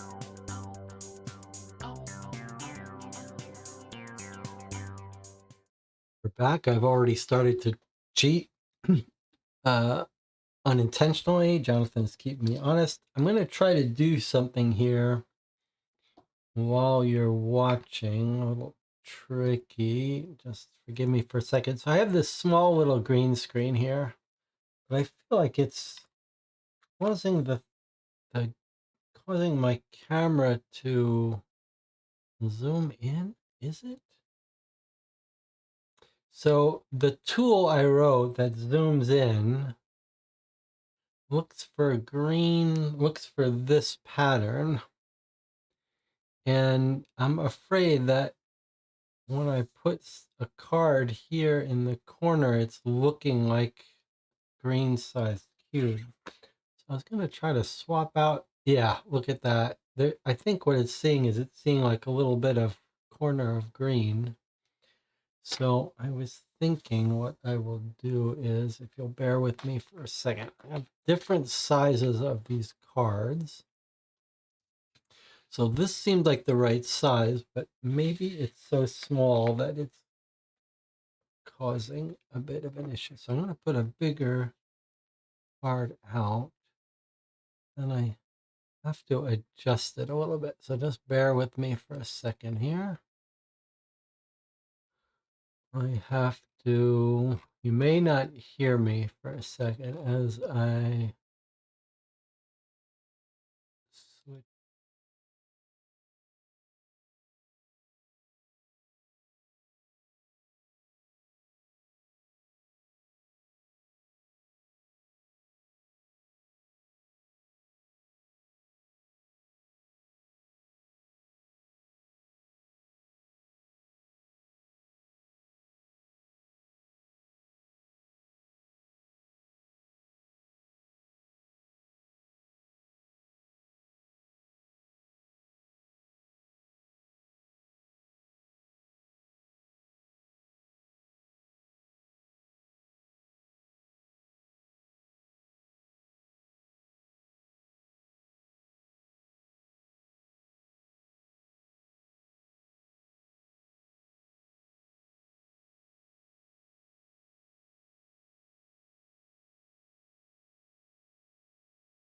Okay, let's see if that's any better.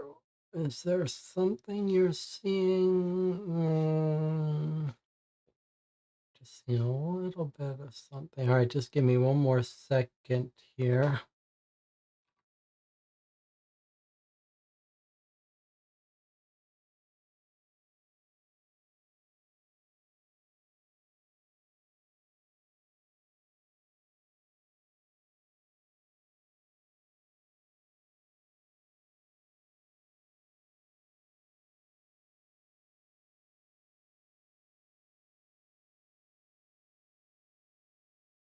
All right, you're seeing a little bit how the sausage is made, but maybe this will now avoid that from happening. Although I can see when I try to put it in the corner.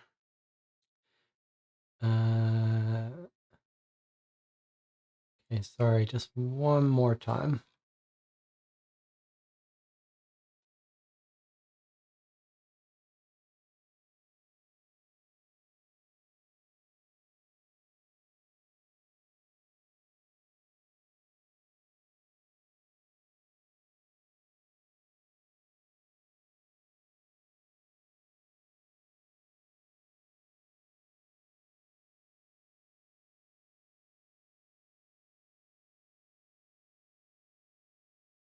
All right, let's try this.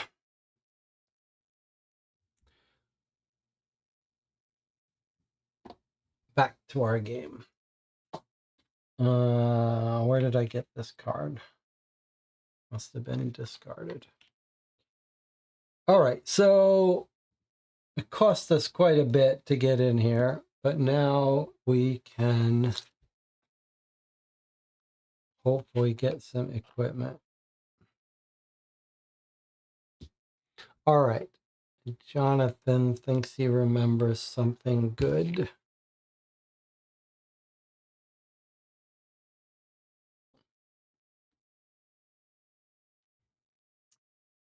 I'm going to start here because I think there are some items there for us to get. So I'm going to do the look action, which brings out card 30.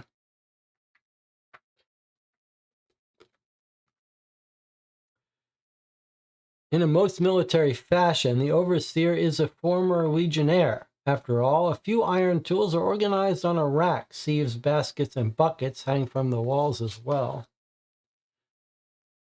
Spade, hoe, rake. You cannot decide which of these tools would be the most useful.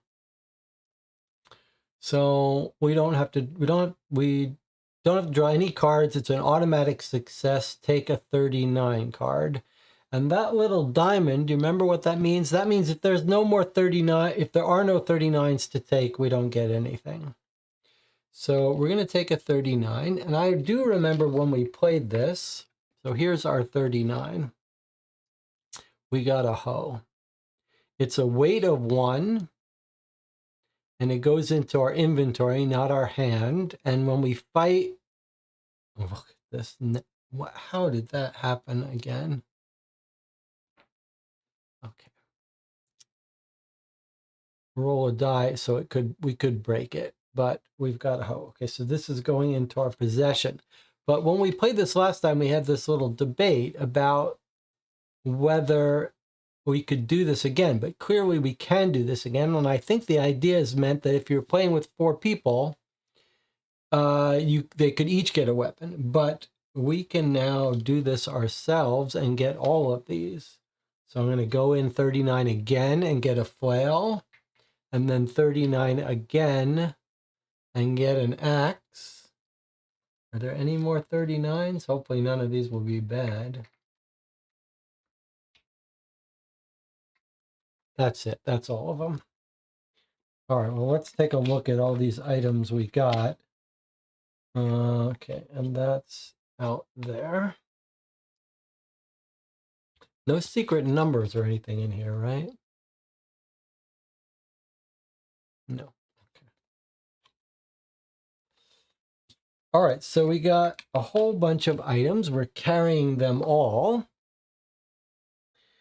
An axe is good for fighting. A flail is good for fighting or strength, and a hoe is good for fighting or digging. A secondary weapon, a trinket, or a secondary and a weapon. So remember, these must be declared before we draw cards to succeed. We can't ever use two cards with the same symbol, so we couldn't use these two or these two, but we actually could use these two at the same time because they don't have any overlapping things. And we've now got a weight of 1, 2, 3, 4. So I'm going to use this to track our weight. We're now at 4 weight of a maximum weight of 10 for a single player game. Okay, so these go in our items here. We don't have to worry about them till we fight, dig, or do a strength test, but now we're in a little bit better position here. Okay, so we're done with this place. We're not going to be going up to those tools anymore, but we're still here. So we could look up. We could look up, or we could search in those barrels. I remember some explosion at some point. I don't want to trigger the explosion, but I don't know what to do. All right. It seems like looking has got to be safer than opening a drawer or whatever that is. Manipulating, I don't know what that is. So let's look up. So 23, I'm going to look up, draw 0 cards. Don't need any successes.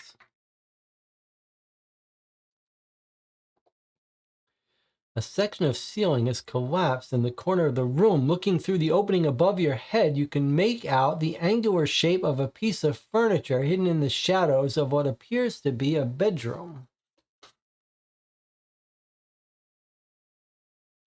The opening's too narrow for you to slip into the room on the floor above, but if you try hard enough, you should be able to squeeze your arm through.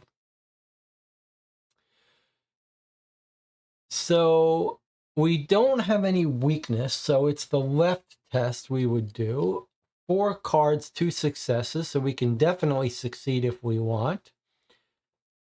Your hand touches what appears to be the leg of a reading desk. Feeling around, you find a book that has fallen on the floor. You manage to grab it with your fingers before stepping down. Well, I don't remember us getting this book, but let's go get that book. I think a book is always a good thing. So 4 cards, 2 successes. Seems like 4 cards should be plenty to get 2 successes. And we have an emergency. So let's just go draw our 4 cards. This would be a case where you might, if you could, manipulate it so you don't have to draw 4. But I'm going to go ahead and draw the 4.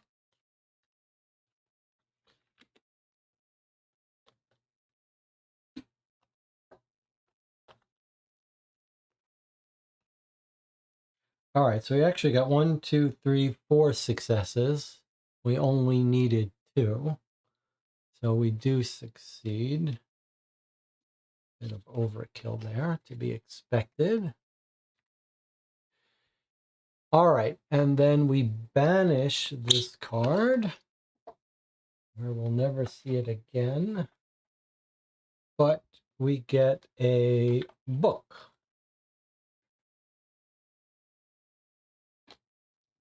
All right. Now,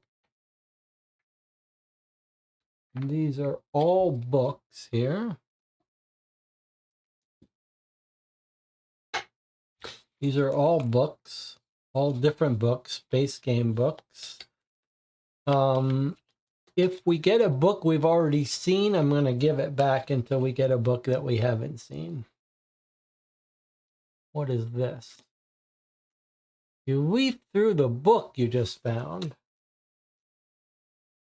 Take a 449 card and return this. If it's not available, take a 50 card and banish this.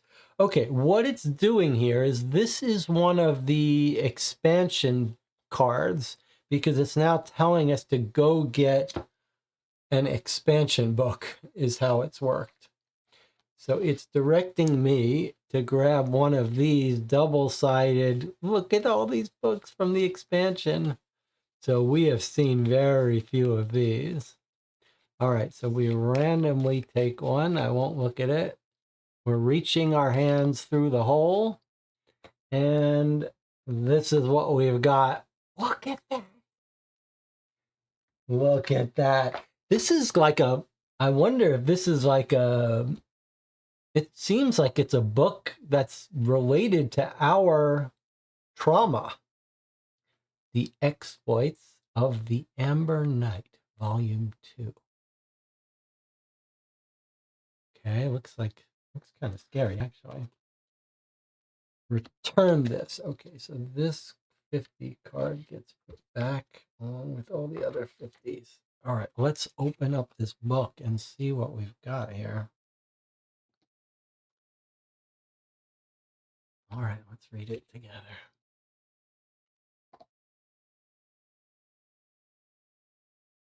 Is it still necessary to present the Amber Knight, known throughout the world for his exploits? Among the most famous, let us recall his victory over a dozen blue giants, which he managed to repel on the newlywed island. His crossing of the Great Sea in armor with a lady saved from a shipwreck in his arms. Or the massacre of the bandits' gorge, his marauders, that for a time were thought to have been renamed Gambit Gorge. So many feats that this book could not contain them all. No wonder then that the name of the knight is celebrated by storytellers, minstrels, and poets, as these few verses testify.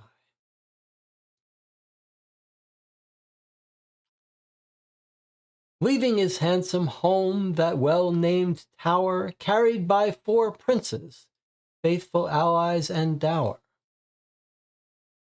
Here lies the Amber Knight, at time's behest, his most faithful sword lying upon his breast, with such a cruel point, with such a perfect edge, that never in life would break its pledge. He who seeks finds what is concealed under a stone slab, where his portrait is revealed. Where climbs the artichoke stair high above all, the bird regards the well where it must not fall. Then the back of it says this. The Exploits of the Amber Knight, Volume 2. When you think you've located the Amber Knight's grave, you may take the following action. You dig, costs a lot of energy. You try your luck. If it's on your side, take a card whose number is equal to the number of your terrain card plus 319. So we can dig up the Amber Knights where he died and find his magic sword, his sword that never broke its pledge. It's under a stone slab where his portrait is revealed. All right, well, that doesn't seem like doesn't seem like we'll miss it, right? If we see the portrait of the Amber Knight, the artichoke stare high above all. That's weird. Okay, look for an artichoke. Well, an artichoke has like a flowering thing, so maybe we should be looking for that. Boy, that's cool. Boy, that's cool. All right, so that goes into our items. It's a quest item, doesn't have any weight. All right, that was pretty cool. Now, that was 23. Just want to see. 23. Okay, yeah, 23 is gone. So we're done with that. I guess I'm going to have to I gotta change that, but I'll do that later. Okay. Well, I guess we're gonna search in here. Jonathan doesn't think this is gonna explode, so I'm gonna go ahead and do this. 42. I wish we had more cards in hand. I'm getting a little nervous, but I love that we got that book. All right, 42. We're doing whatever this is, manipulate these barrels. Several barrels stand against the wall, and a number of full hemp sacks lie on the floor. The barrels are empty with a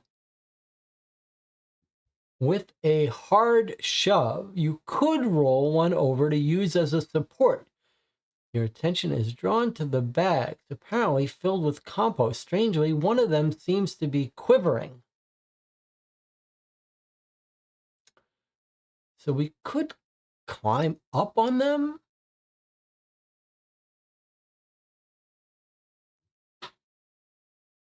No, it's saying when we climb. Okay, this is a modifier because it's brown. It's not an action. It says when you climb, you get some extra successes. So well, let me explain this a little bit because this is a new reminder for us. This is a permanent event that attaches to this card. So what it says is if from this card we had to climb, this would say we can draw 2 less cards and get an immediate success. But I don't remember. Oh yeah, look. So we had this here. If we had looked in the barrels first, then we would have been able to climb cheaper. We did this climb action to get the book, but if we had looked in the barrels first, this would have made it easier for us to climb up. Okay, so a little bit of a missed opportunity here. That got vanished. All right, so we don't need this now for sure, but let's reach into this barrel and see what we get. Hopefully it won't bite us. Take a 35 card.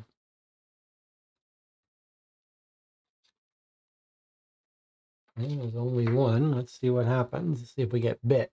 You kick the bag, releasing a centipede the size of your forearm, which quickly scuttles off toward the stack of barrels. In one fell swoop, you seize it, slice off its head before it can bite you with its venomous fangs. It's still wriggling as you slip it discreetly into your apron pocket. You'd rather not have to share this prize catch with another gardener. Ugh. Look at that disgusting thing. So that's disgusting. But it's provisions, so we can eat it to recover 5 cards. All right, so if we get hungry, we could eat it. Maybe we could trade it for someone.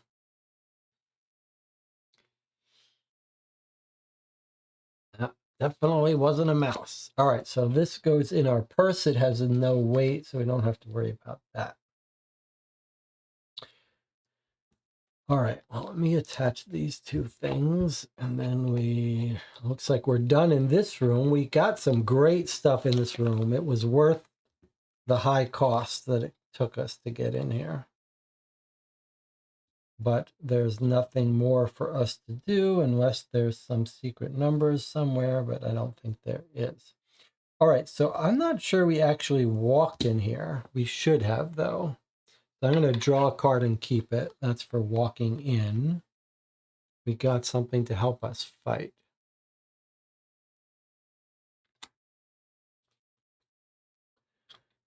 All right, well, we're going to walk out now. That's going to take us another card. Eloquence, that's the one when we read a dialogue, we're better at it. Okay, we walk, so we get to keep this card. Actually, when we walked in here, we should have paid an extra card. That's what this is. So of these 2, we had to draw 2, but we could keep 1. I guess we're going to keep reinforcement.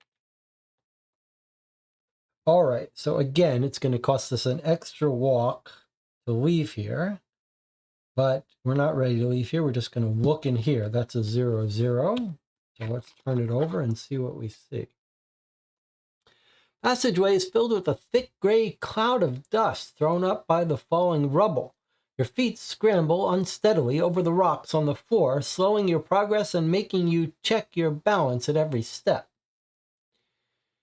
So now we have to do a test to get past this.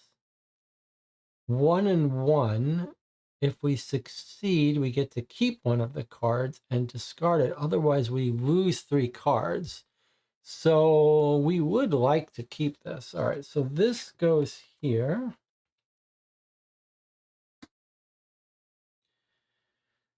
And now we're just going to do this test. But it's time for us to pay to bring these cards back. We could eat the scorpion, but I think we're going to keep it. So remember, we're playing story mode, so it costs us 1 for each 3. So 1, 2, 3, 4, 5. So we're going to pay 5 health to recycle these. So our health is going to go from 45 down to 40. And now we shuffle these back into our deck. I could have drawn this one first. Maybe I should have, but I won't worry about that. All right, so now we're going to do this running test here. We need 1 success, otherwise we're going to lose a bunch of cards, and we get to keep one of these cards. That's another incentive to draw a couple, because we can keep best one, and we can't combine cards. So I think I'd be inclined to draw 3 and keep 1. I don't want to fail this because I want that card in our hand. Yeah, I want that card in our... Actually, we don't really need it in our hand.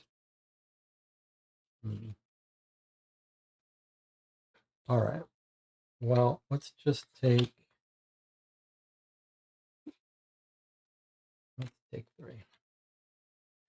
Just need 1 success, but it has to be on a single card. All right, so these 2 both had successes. Now we get to keep one of these. Fortitude, not so useful. Shield, definitely don't care about that. This one lets us keep a card that we like into our action deck.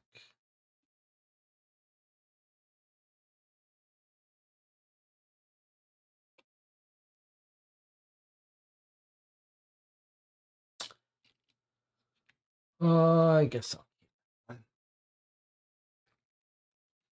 All right, so we succeeded. Then this gets discarded into the past, and out comes the 19.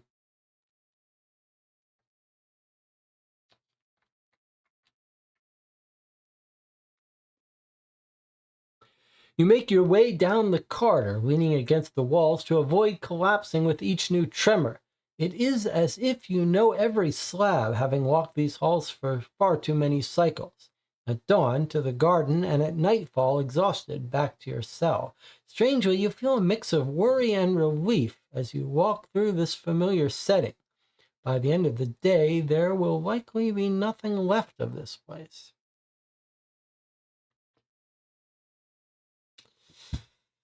Okay. So let's put this on our map here.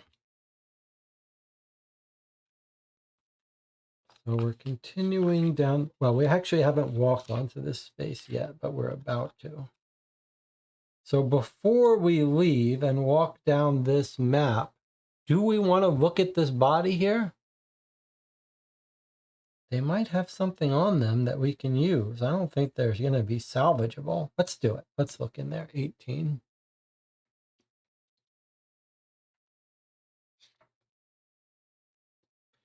The gardener lies face down on the floor, moaning as he attempts to pull himself free from the rocks that have crushed his legs, leaving him in tortuous agony. Uh-oh. Oh boy. The man stretches out his scrawny arm in your direction, giving you a pleading look.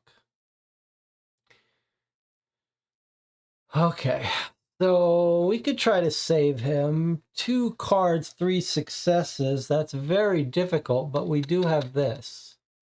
So with 2 cards, we only need 2 successes. We could pull that off. If we fail, though, we can't help him.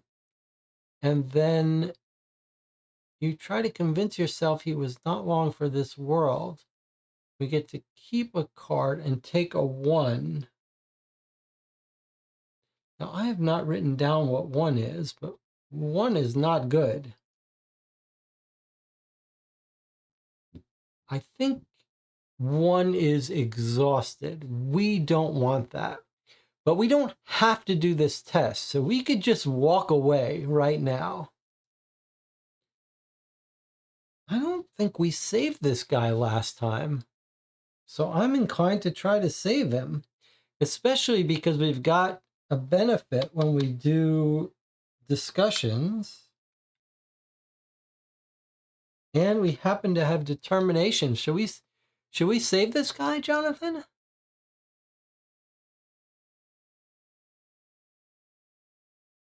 I think we could do it. We only need 2 successes on 2 cards. And in fact, if we get 2 flags, it'll be an auto success. I mean, we'll definitely succeed. All right, so we're going to try to help this guy. If we fail, it's going to really punish us, though. One of my strategy tips was don't let yourself take weaknesses, and that's what that 1 is. So we really want to succeed. We have to draw 2 cards. We need 2 successes. These need to be 2 full stars or a star and a half. So we need to draw more. I think 4 should be enough to get us 2, and then this will give us our 3rd. And if we're lucky, this we might be able to get by with just these. If we get unlucky, we're gonna fail. But what's the chance we get 2 flags? Pretty good. All right, I think 4 is enough. But you know what? I'm going to draw 5. You know why? Because we're not going to get this dialogue again. Let's save this guy for real while we get a chance. And then if we get lucky, we won't have to use this good card. Okay, here we go.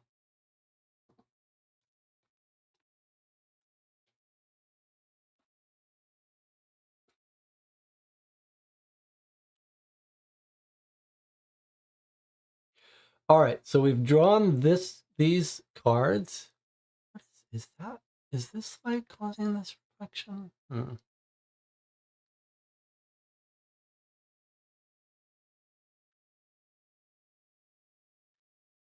All right, so we've pulled it off. Is the 2 flag card require a companion? Yes, you're right, it does. Okay, so we can't use this. That's a little scary. We must get 3 successes with 2 cards. So we actually came close, but we didn't get 3 successes, even with 5 cards. However, we did get 2 successes. So 2 successes plus 1 gives us our 3. That's scary. Boy, this determination has been what's been able to let us pass these cards. Wow, these are rough. All right, well, that's why we drew so many. We just barely pulled it off, although I guess, yeah, look at all these right-hand sides. But I guess we could have done it with these 2 as well. All right, well, we have to use our determination. So we're discarding this. We don't get to keep any of these cards, so all these cards get discarded. That's rough. And as Jonathan points out, this one needs a companion. All right, let's remember that. But we succeeded. You somehow managed to heave the blocks of stone off the man's leg. Banish this and read 27. Okay, so this gets banished. All right. Now you see why I need Jonathan. All right, that got banished.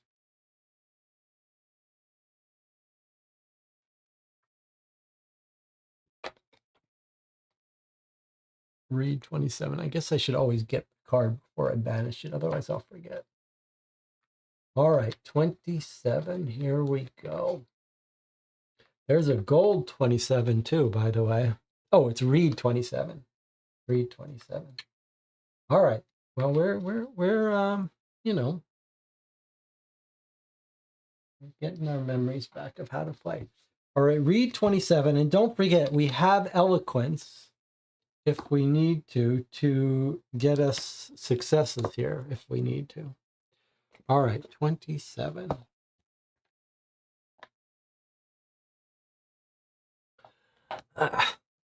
He says, I'm done for. But there's still hope for you. Fly, you. The wounded man's face twists in pain. His legs have been ground into a jelly pulp of flesh and bone. In his last moments, he finds the strength to thank you with a faint smile before his eyes glaze over and he breathes his final breath. So we must take this test. We can draw as many cards as we want, and we only need one success. So that seems okay, easy to pass. And all he gives us is a glimmer of hope. Nothing special.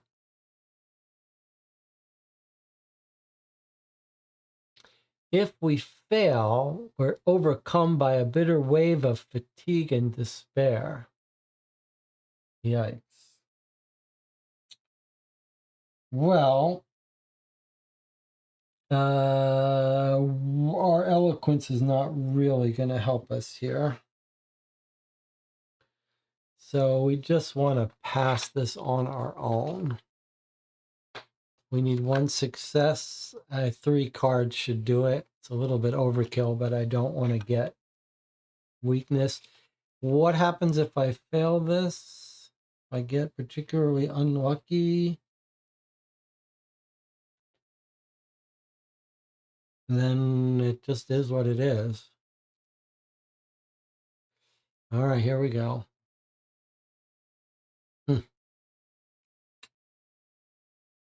Ah, all right, here we go. One success we need. Okay, well, there's our success. Now, we do have something that lets us shuffle one of these back into the action deck instead of discarding it if we really wanted to. I don't think that's not particularly useful for us. All right, so those get discarded. We take a 49. A 49 is a glimmer of hope. We get 5 of them. We can get a card that lets us upgrade. But this does let us unblock a card. We could unblock our amazing intuition. Actually, intuition isn't that great. All right. I mean, it's good, but it's not great. All right. Well, I am not happy that that's all that got us, but we'll take our glimmer of hope. We'll file it away and we'll move along. All right, so there's nothing to do but to go down here. So we're going to go ahead and do that. It's going to cost us 2 to walk down, one of which we can keep. So we can escape from a fight or we can save our energy. I think save our energy would be better. This could help us, but I'd rather have the success of it. And so that's that. That gets discarded, and now we're down here. Okay, so a new location exploration card comes out here. And we could go in here.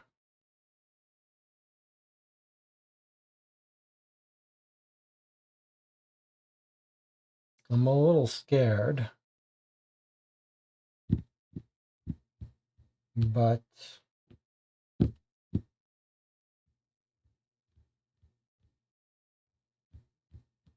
what do you think, Jonathan?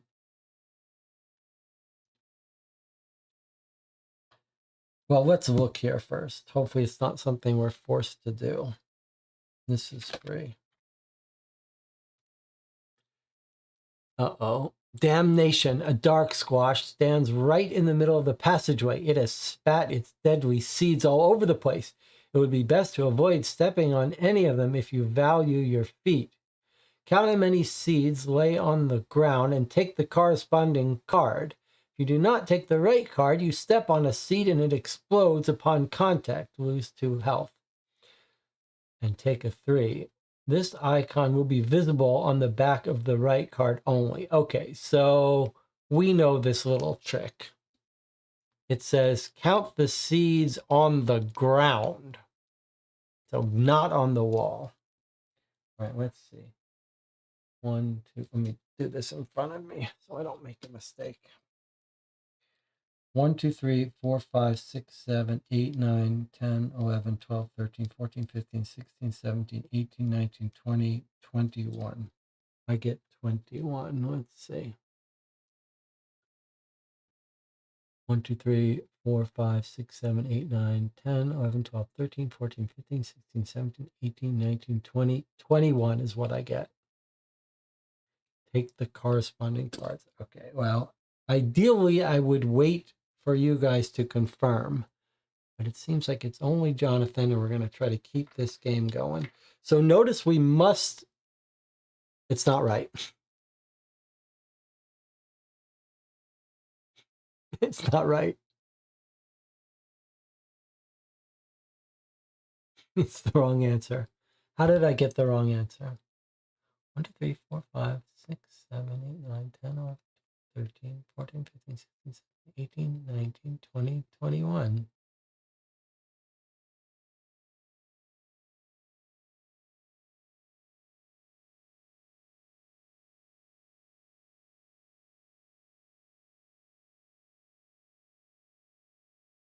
Did I do something wrong? Is one of those not a seed?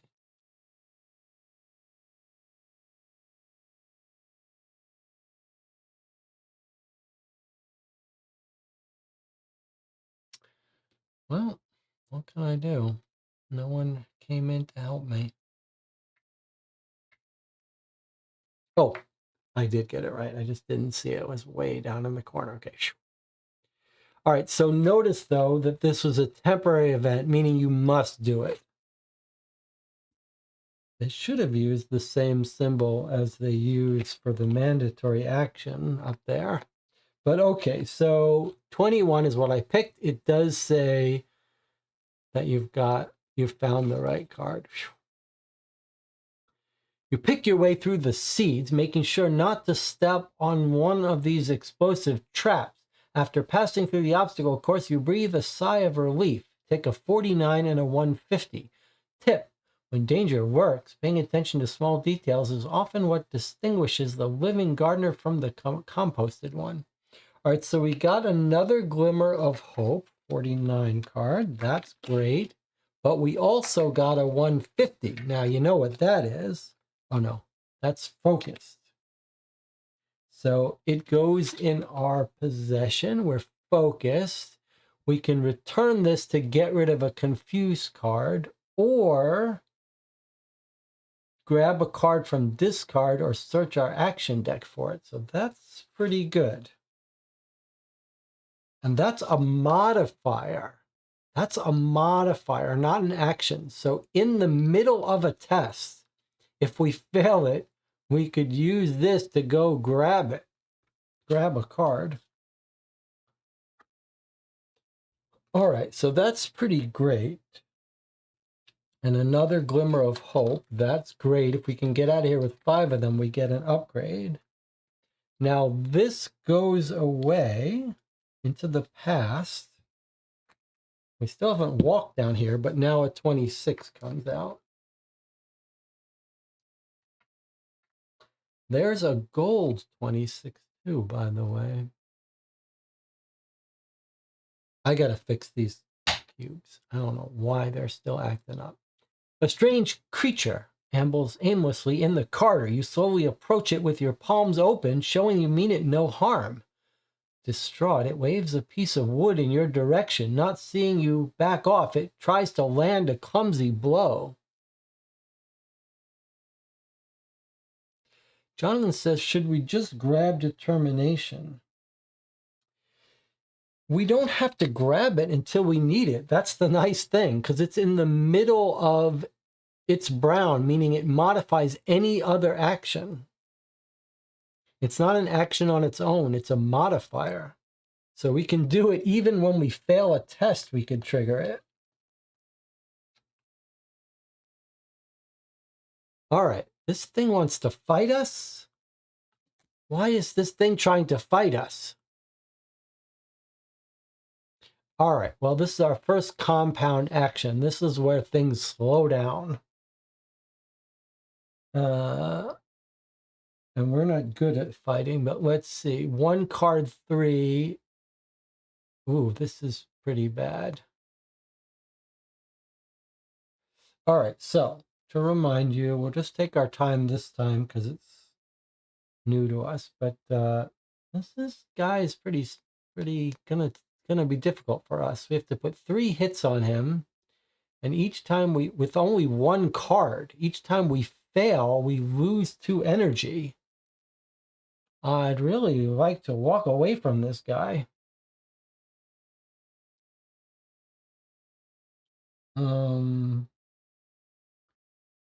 I wonder if we are going to have to use focused.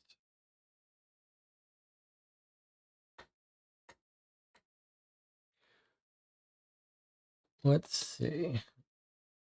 We could use focus to go grab a fight card and run away. Rather not, though. I'd rather just kill this thing. Look at this. If you kill it, it's a 26, but 2 cards. That's a little better. Ignore unsettling. Well, he has no unsettling. This does turn flags into successes. That would be pretty good for us. Or we could get determination and just get a card. But actually, this would be a good way to kill him pretty quickly.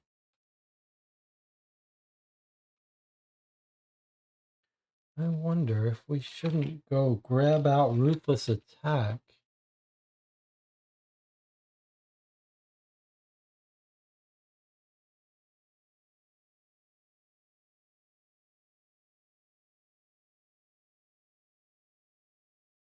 This first fight is kind of the hardest. But let me make one other point before we fight this guy. I want you to notice something. He's not red, or there's no red around the fight. So we don't actually have to fight him yet. I'm going to leave this in here for a second. We don't actually have to fight him yet. We could come do this stuff. Maybe we can bypass him, or we can draw our own weapon to fight him. So let's just leave him here for a second. I don't see any numbers on this card either, do you? I need to zoom in on that a little bit better, but... All right, well, we don't need to fight him right now. We're just going to need to fight him before we get past him. So let's go over here. Let's see if we can't find a way around him. I'm going to look over here, 36, at least until we get a better weapon by chance, maybe.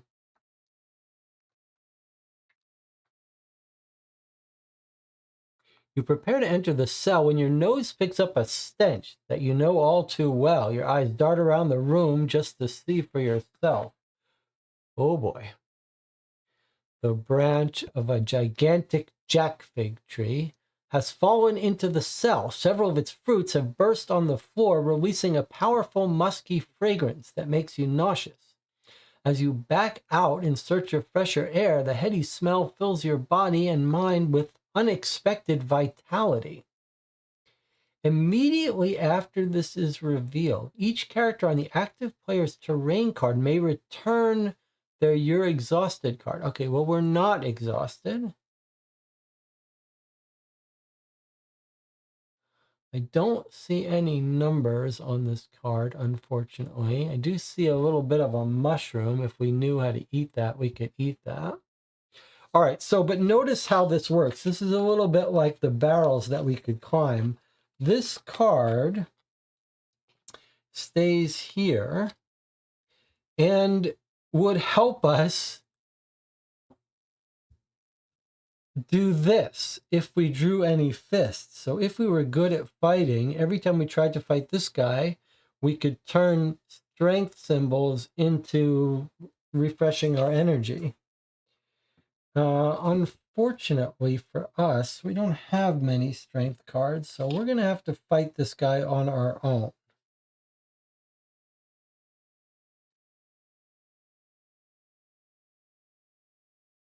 These are both pretty bad, but I feel like this first one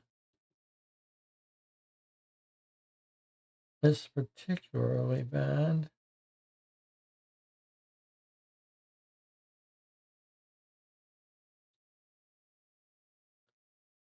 Two cards. I mean, this is the worst penalty.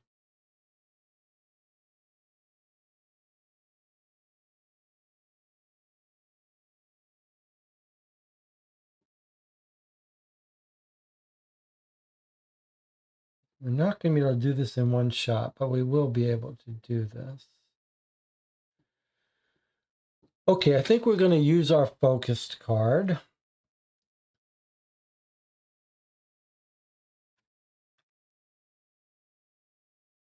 You don't have to do it right. We don't have to do it now, but we're going to need some help fighting this guy. And this is the card that I think discard a hand card from your hand. Oh, look at this. I want you to see something.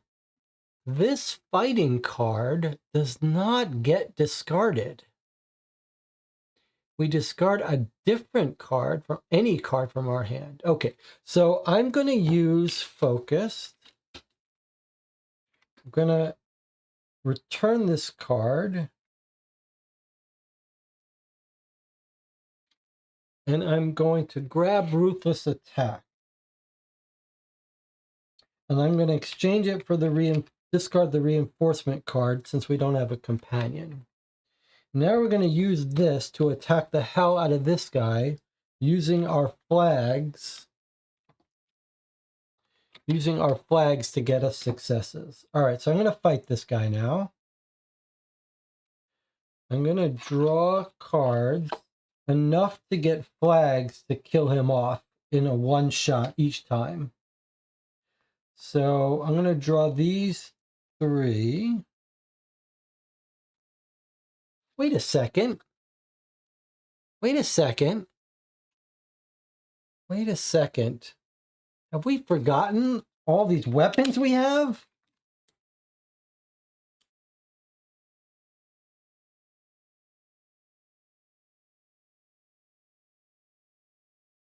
Weapon, trinket, weapon. Okay, so this one lets us use an extra card. That's great. And this one gives us a success. But I think this is more useful to us.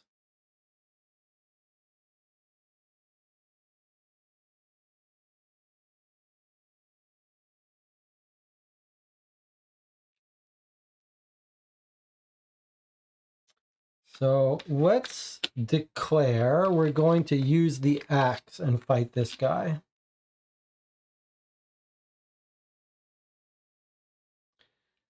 And then I'm going to draw 3.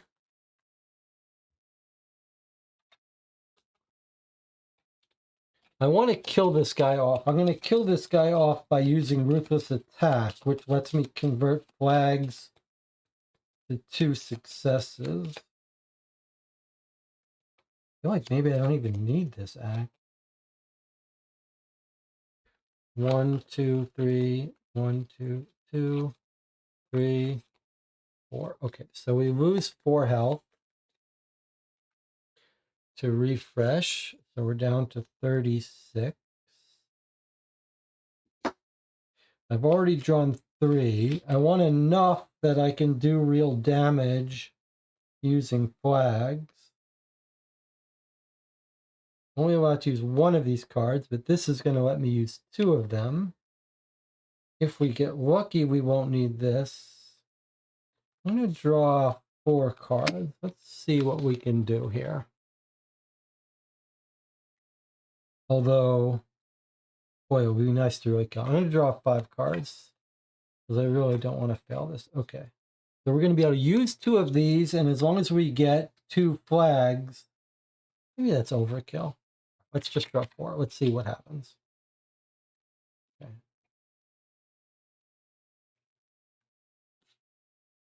Okay, well, that's a pretty bad draw. But this, which we've declared to use, lets us use 2 cards. So instead of being locked into 1, we can use these 2. That's 2 successes. And now we need 1 more to completely kill him. Let me put him here. He's got a 3. So we'd like to do 3 in 1 shot. We don't have to, but we'd like to. So I am going to use Ruthless Attack to convert this 1 extra flag to a success. So with that, oh, look at this. This needs a weapon. I didn't even notice that, but thankfully we are using a weapon. All right, so we have generated our 1, 2, 3 successes. We have succeeded in knocking him down from this row. So the success means we get to keep 1 of these cards and move the thing down. And then this forces us to discard a card. So I'm going to discard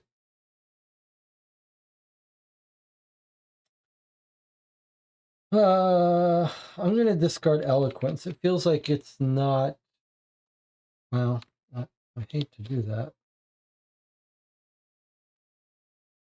I'm going to discard Anticipation. That's the cost of using Ruthless Attack. But now we get to keep 1 of these cards because of this ability. And I think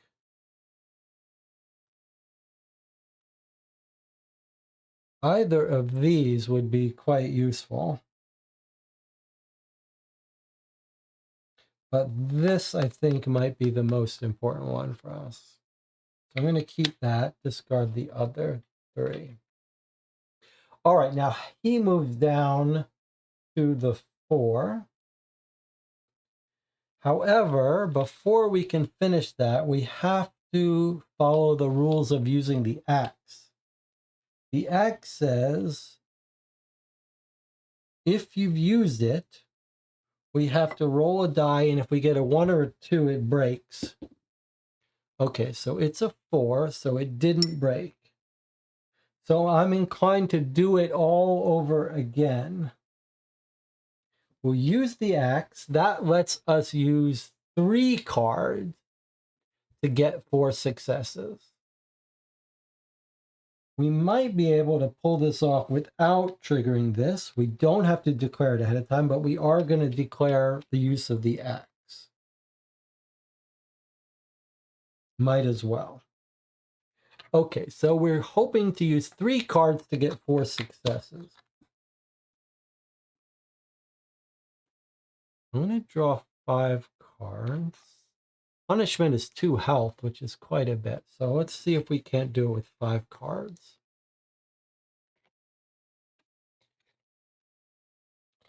Well, that's already 3 successes off 2 cards. So we just need one more success on one more card, and we'll have completed it. Bingo. Okay, well, actually, it's good we drew 5. Okay, so with 3 cards, which is, we're only allowed to use 2, except we're using the axe, which gives us the ability to use 1 more. So 3 cards, we've done 4 hits. We didn't have to use Ruthless Attack, which is nice, so we don't have to discard anything. And his reward is nothing but to replace it with a 26. So all of these cards get discarded.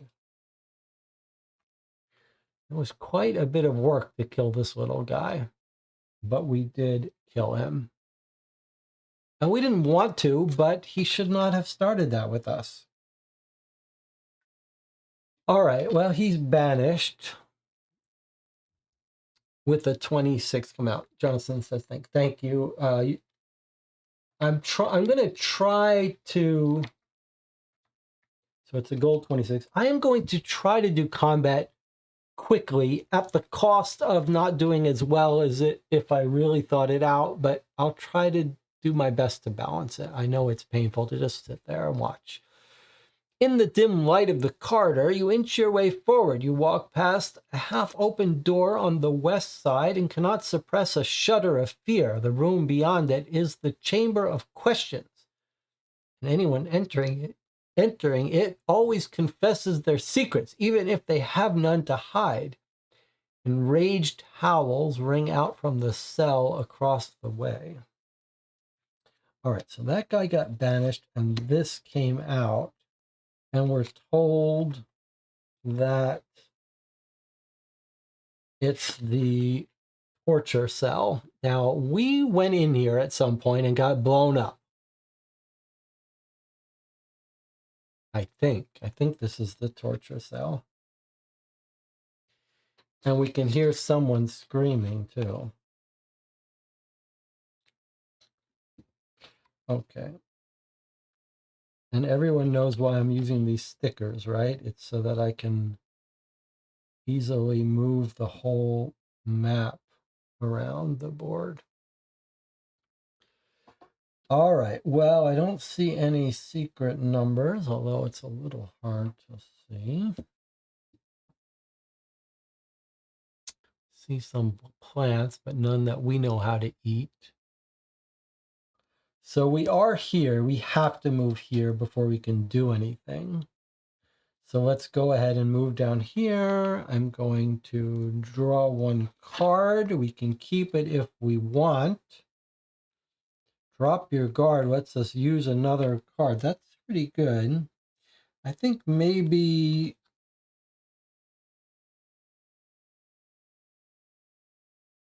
we don't need eloquence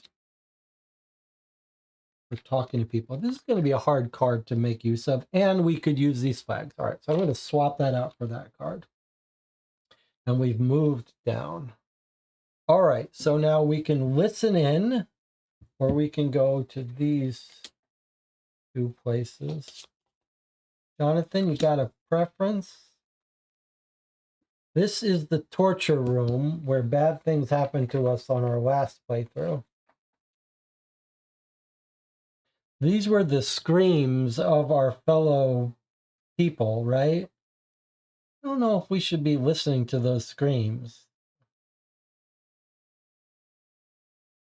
I'm inclined. Jonathan says, Chamber of Secrets has the prisoner in it. I'm inclined to try to go in there and save him just because we failed last time. All right, in we go. Let's look at what we've got here. Another rumbling shakes the building. The ceiling begins to crumble and debris rains down around you. During the falling action, the active player, whoever reveals. Okay, so 0, 2. And if we pass, nothing happens. Otherwise, something hits us. Now, because we're on easy mode, a wound takes up 3 cards. So it really makes you wonder if it's worth drawing cards here. can draw 3 cards, but are we going to get 2 successes with 3 cards? Should we?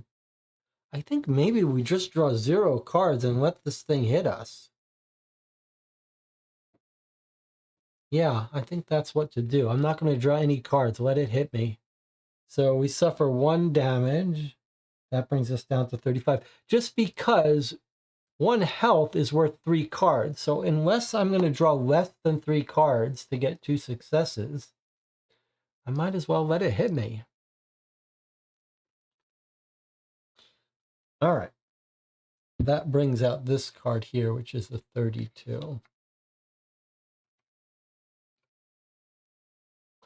You have walked past this room 1,000 times, but have never entered it yourself. What luck! Those who have experienced it have terrible memories, the sort that wake them up at night. Drenched in sweat, with eyes wide in horror, pushing the door open, you take a look inside the interrogation room. An overturned brazier has spilled its dimly glowing embers all over the floor. An obviously unconscious, obese giant is slumped against a cupboard. Close by, a man is imprisoned by stocks around his neck and wrist. So this is triggering our PTSD of our character, Kasich. Look at this crazy scene. Okay, so embers have gotten knocked onto the ground where they could start a fire. There's, I guess, the sleeping giant. He doesn't look that big. And there's the prisoner. And there's a drawer. Something we could reach in.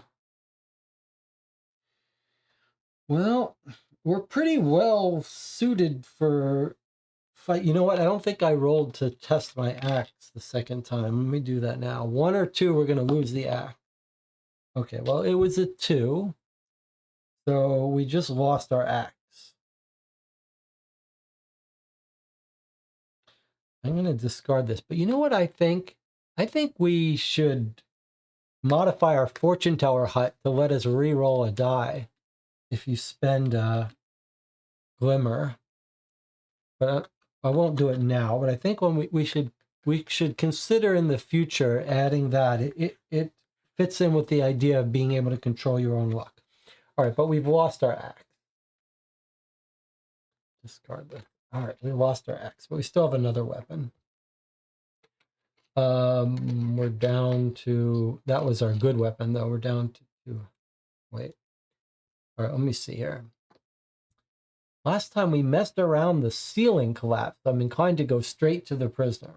All right, here we go. Straight to the prisoner. 37.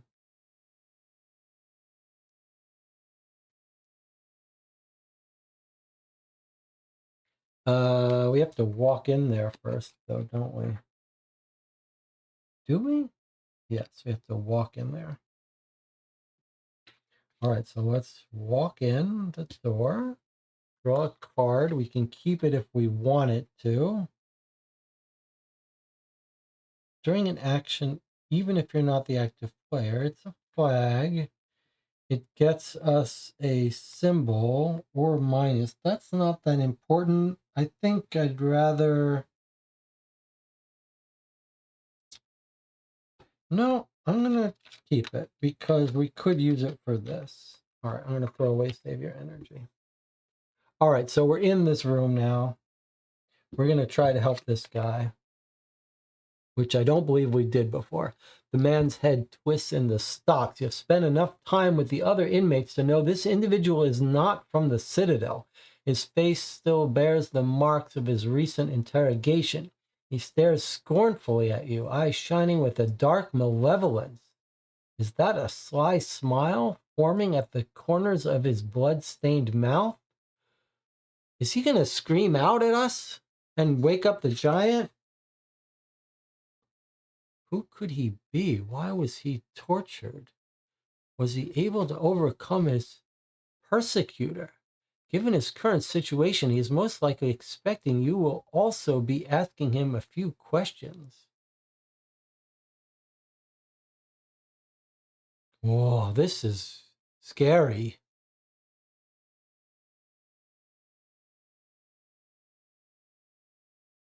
I mean, that giant is passed out on the ground. Does this guy have some magic ability? Is he gonna do something to us? He's not from around there. All right, we're helping him. We're taking our chances.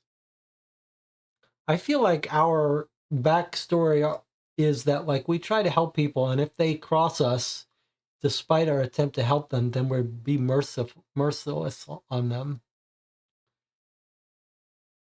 Maybe this guy is one of our people from that land that we're trying to find, but this malevolence. I mean, the game is warning us not to help him, Jonathan.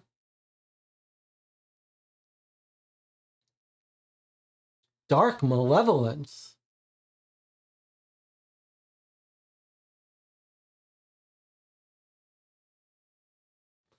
Jonathan says talk to him. Okay, here we go. We're talking to him. We don't have to draw any cards. Ugh. All right, I can't say I'm not nervous, but here we go. Dark malevolence. Normally, when this game warns you, it is not joking around. A mysterious individual speaks before you can open your mouth. Set me free quickly before he wakes up, he urges in a hurried whisper, nodding to the body lying nearby. We're on the same side. If you choose to free the prisoner, read 1. If you choose to wait, read 15. Well, I guess we're going to free him. Or we could wait. You gotta love this game. It's agonizing.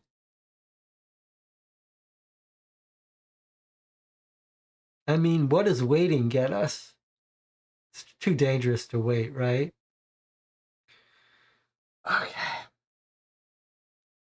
Oh, he's gonna rob us or something. All right, if this guy tries to hurt us, then it's just gonna be all out murder on him. We're just gonna murder him. All right, well, we gotta take a break, but when we come back, no numbers, huh? I wish we had that card, Eloquence. All right. Well, we'll take a break. We'll come back. We'll decide what to do. Give it some thought. I'll see you in 8 minutes.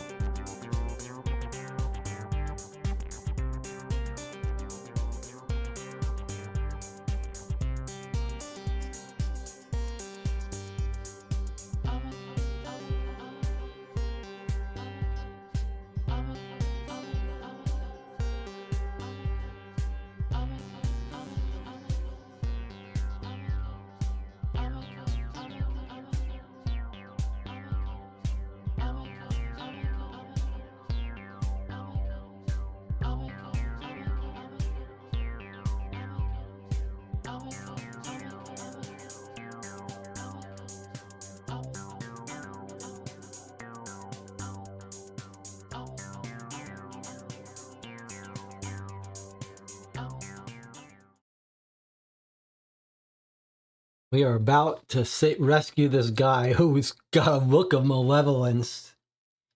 If that's not a clue to not rescue him, I don't know what is, but we've made our bed. Now we're going to sleep in it. There's a great scene in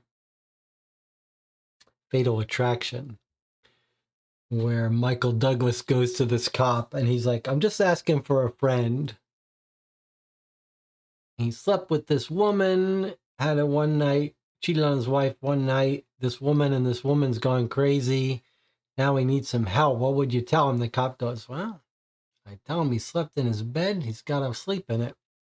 Or whatever it is. He made his bed. Now he's got to sleep in it. All right.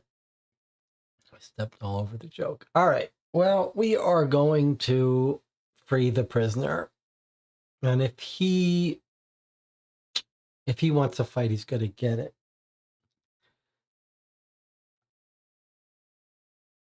All right. We're reading entry 1. All right. Here we go. Yeah, I think he fucked us. You undo the fastenings on the stocks, and the prisoner straightens up and stretches, rubbing his aching joints and arms before drawing strange patterns in the air around him. You're about to ask him to identify himself and what he's doing here when you hear him murmuring something that sounds like an incantation. He turns his palms towards you with a deft movement and unleashes a powerful beam of energy that shoots through the air and sends you hurtling back against the wall. Slumped on the cold stone slabs and still in shock, you watch as he strolls nonchalantly out of the interrogation room. Each character on the active player's terrain takes a 2 card. Okay, well, that's not good.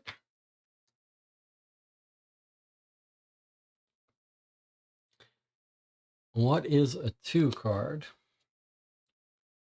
Your thoughts are incoherent. You struggle to remain focused. Keep telling yourself, get it together, which is easier said than done. You are confused. Immediately after performing a recovery, which we are just about to do, discard all of your hand cards. Or we can try to think our way out of it, but we need 2 successes on 1 or more cards. That's very hard to do. I mean, it's impossible for us to do. All right, well, this guy, if we ever see him again, he's dead. But we also draw a 40. When this game tells you they're malevolent, they're malevolent. But let's see, what is this 40 card? Crack. You look up and see a fissure making its way across the ceiling, stopping halfway. Anxiously, you hold your breath. False alarm. You can get back to what you were doing. Crack! The fissure suddenly shoots forward, splitting the ceiling in two. A stone block crashes to the floor in front of you. You have just a few moments before the whole thing collapses. 2 and 2. Manage to escape from the room. Manage the terrain. Otherwise, we're going to lose health and become wounded. This room is dangerous. All right. That guy was malevolent. Ugh. All right. So it said...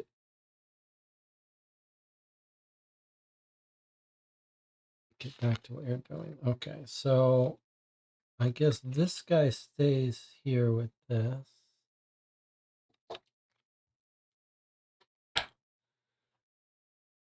Now we have to face that. So we need to succeed in this. We're about to lose every card in our hand, which is deadly. We must do this now.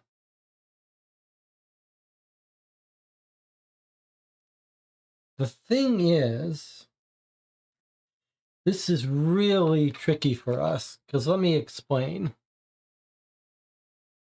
We do have a way to solve this with the use of the improvise card, which lets us use an extra card. That means we could use 2 cards to get rid of this.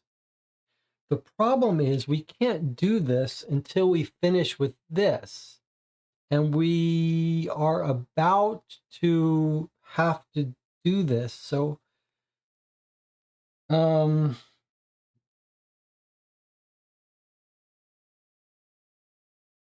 not sure that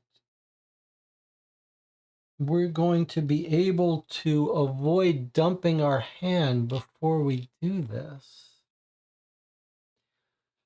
What we could do, though, is our weapons are not going to help us with this. But what we could do is eat our centipede to bring 5 cards back into our deck. That would delay having to do a recovery. Then we could use this to get rid of this. I think that's the thing to do. So what I'm going to do is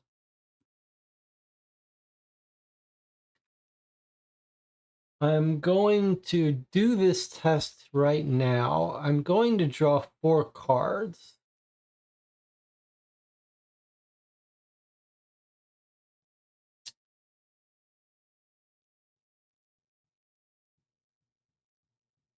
I believe that should let us beat this.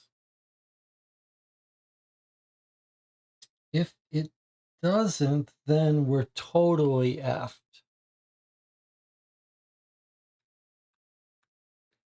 4 cards too? That's not a guarantee. All right, tell you what we're going to do. We're going to draw 4 cards. Then we're going... Oh, that's an action. We actually can't do this.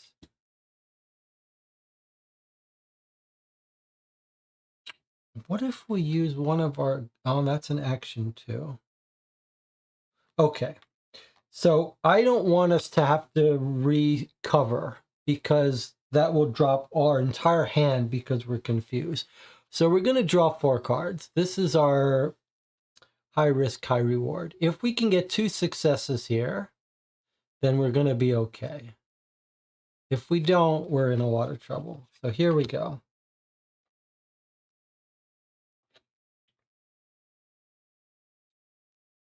Okay, so we did get our 2 successes. All right, so we drew 4 cards. We got 2 successes. You manage to escape the room before the ceiling gives way, running down a barrage of rocks. Banish your terrain card, replace it with the 32, discard the permanent events, move each player to the adjacent terrain card. Okay. So discard the attached permanent event. Discard this card. Bring out a 32. It's now collapsed on us.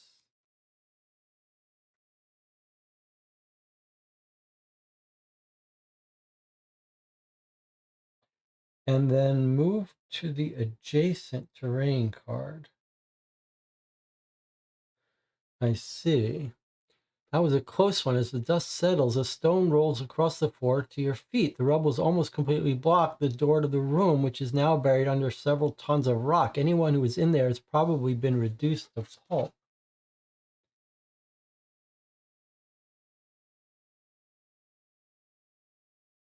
So I see a number. I see a number. Okay, so, but just to be clear, what the instructions told us to do is we actually move to an adjacent room. Then this comes out here. All right, now I see on this card a number, 33. So we're going to go and get that number. Notice it's got a thumbs up from 32, meaning yes, you did see it. Hey, look, is that a chest poking out of the mountain of rubble? It appears to have fallen through the ceiling above. While keeping an eye out for falling debris, you crawl to the chest. It has been smashed open, most of its contents reduced to scrap. A flask is the only thing that seems to have survived the damage. Take a 46. Did we get this before, Jonathan? I don't remember this. Potion of Vigor. So you can eat it, drink it, and we get rid of an exhausted and get 10 life points. All right, I'm just going to put that in our possession now. We've got no cards here. Now we're flipping this. Okay, this is the smashed up room. Now, it's weird. There's a cost to walk on this, but I don't believe we're on that space. So I'm not sure why you would ever go there. Kind of weird. It did say go to an adjacent space. Oh, I see. Because if you had not succeeded, no? Move each character's figure to the adjacent terrain card. Huh. All right. Well, let's not worry about it.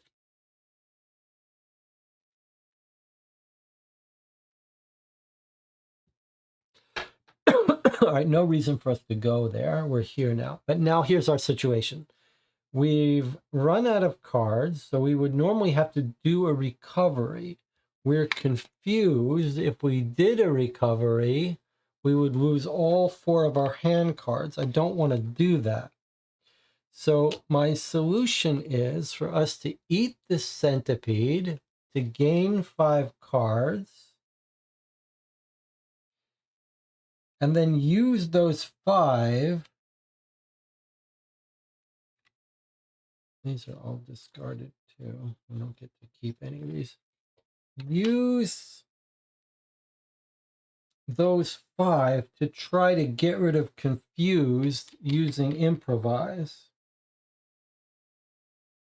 So that's what we're going to do. We're going to eat this to recover 5 cards. Not recover, to get 5 cards back. Now we could also use the potion of vigor, but that would get us 10 life points. That's pretty great. But maybe better to save that. Now I do wonder if we should eat a glimmer of hope to unblock intuition. We're just greedy for the glimmer of hope to use it for our upgrades.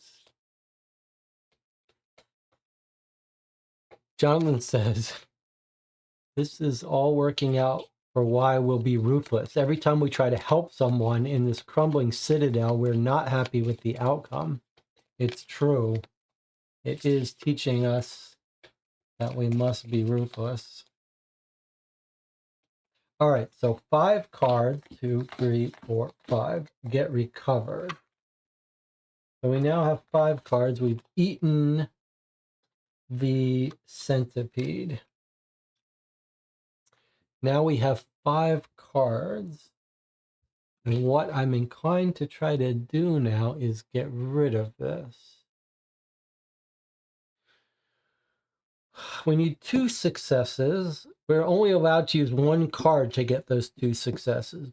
But with improvise, we can now use 2 cards to get 2 successes. That feels like we could succeed. And if we had to, we could use fortitude to apply a symbol, but that a symbol is not going to help us. So if we fail, it's not the worst thing. So I think I'd be inclined to draw 2 cards, 2 successes. I think 4 is enough.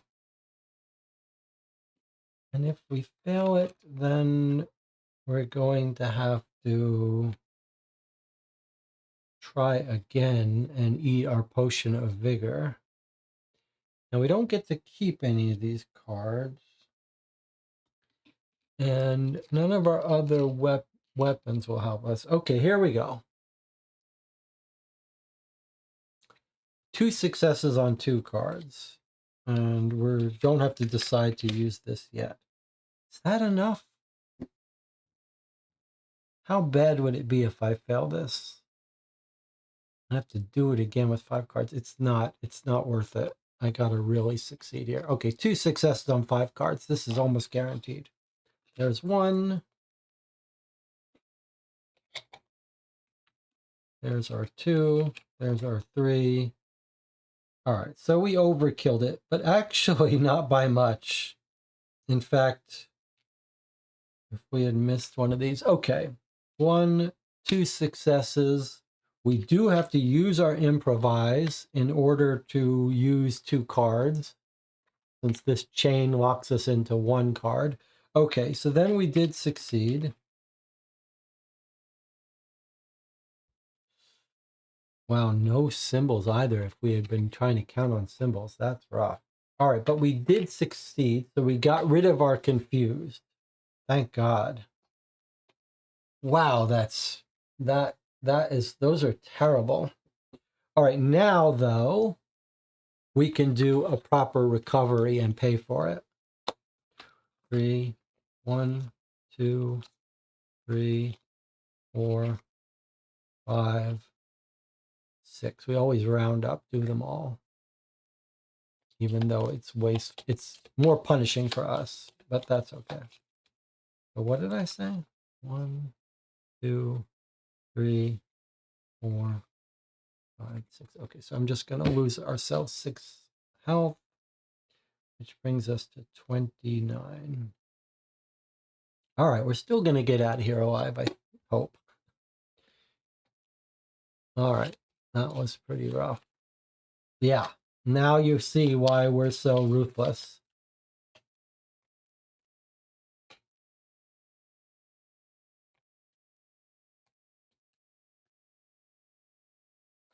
The next campaign we play, I think we might go talk to that giant. I have a feeling he might be a nice guy. All right. Now, what do you want to do? Do you want to listen into the screaming of the prisoners, or should we just be on our way? I think if we're ruthless, we ignore the screaming. So let's look down here, see if there's someone else to fight. Where is Walda? You run into a prisoner crawling around making strange little squeaks. Poor man, it was the lockup that must have made him lose his mind, or perhaps he took a rock to the head. You ask him why he's not running away to safety, and he explains quite lucidly his best friend Walda, a mouse with an ashy coat, got scared and ran off. He begs you to help him find her.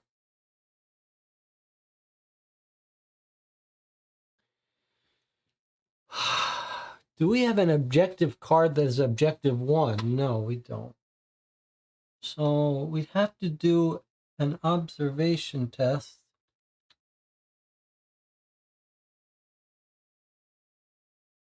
We could go back and search through the sacks more.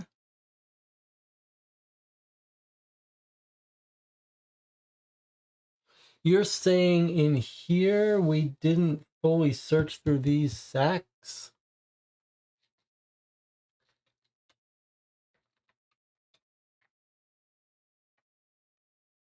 There's no more 42s. So we can't search through there anymore, if that's what you mean.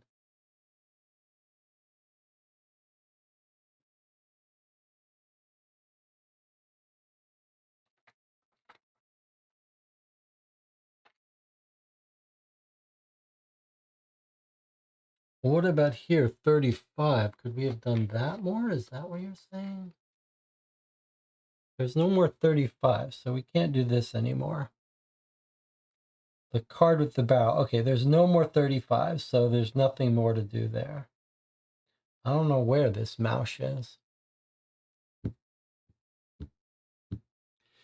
All right, so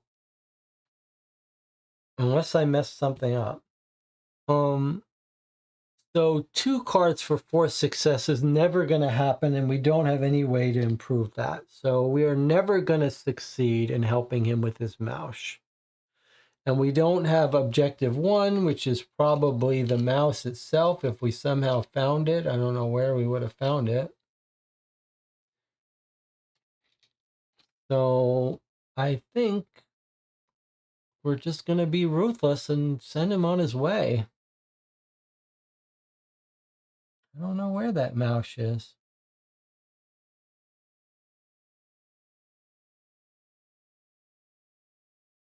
Maybe it's over here. Oh no, we did that. Maybe it's over here, squeaking mouse. All right, doesn't matter. We cannot do this. We don't have time for this bullshit. You might as well look for a needle in a haystack. Banish this. Okay, so the mouse is not coming with us. 2-4. We don't have any ability to do that. All right, on our way.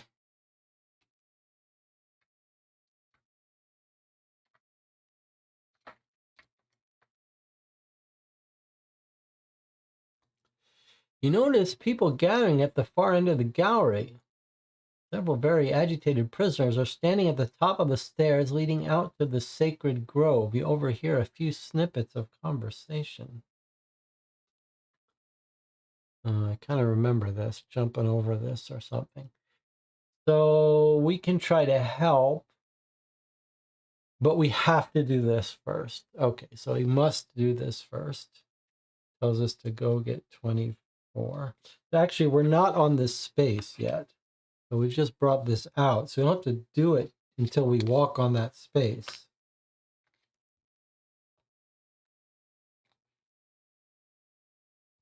I think the mouse is under here, under this rubble somewhere. There was no extra numbers, were there? Was there some number we missed where the mouse was hiding?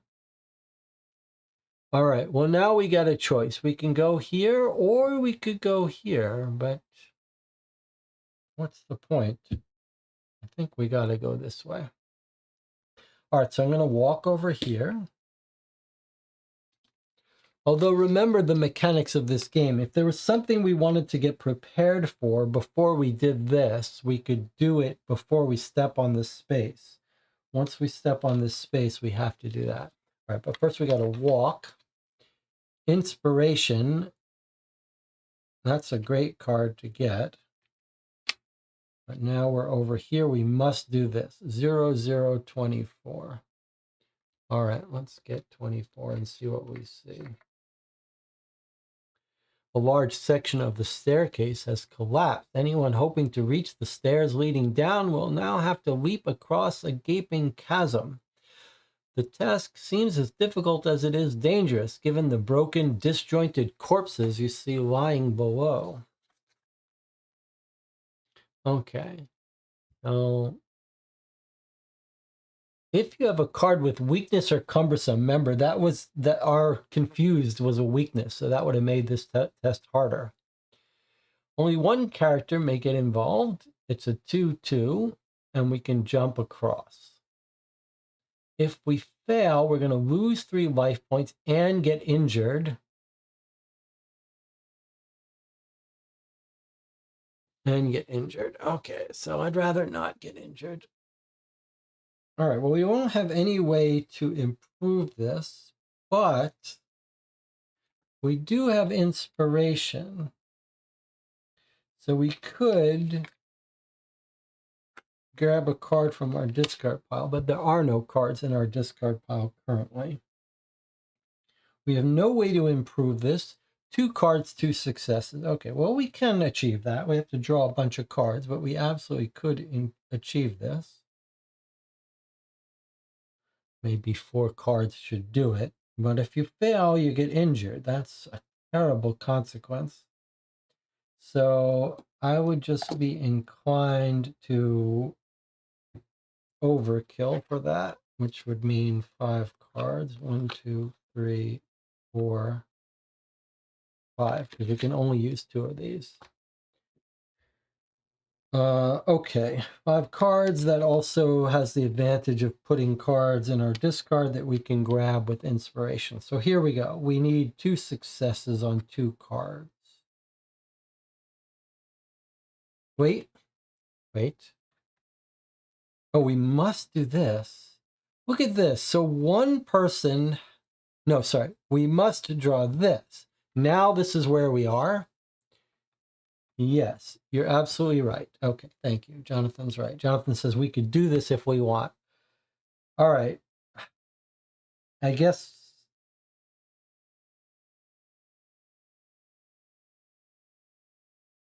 I mean, I don't know. I'm tired of helping people, but I guess probably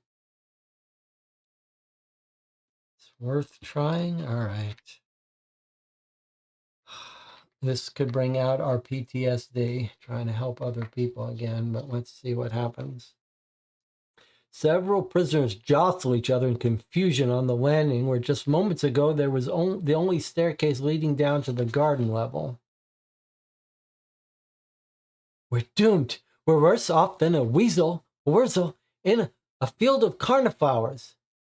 Shut it, Liam. You're as cowardly as you are ugly. Have you seen what's left of Mance? He was an arm's length from making it. An arm's length. So we could talk to these people.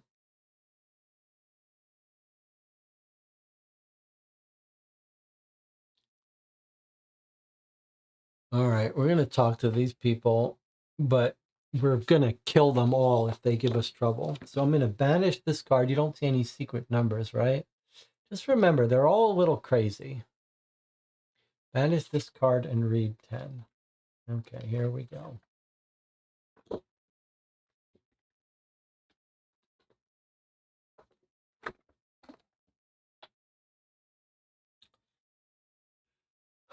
You stand in the middle of the group to make sure everyone can hear you. There are 3 choices. We can be authoritative, diplomatic, or be a jokester. All right, well, we are the platoon commander here. That's our backstory. So we're going to take the authoritative approach. I don't plan on dying in here. Clear the way so I can get a running start.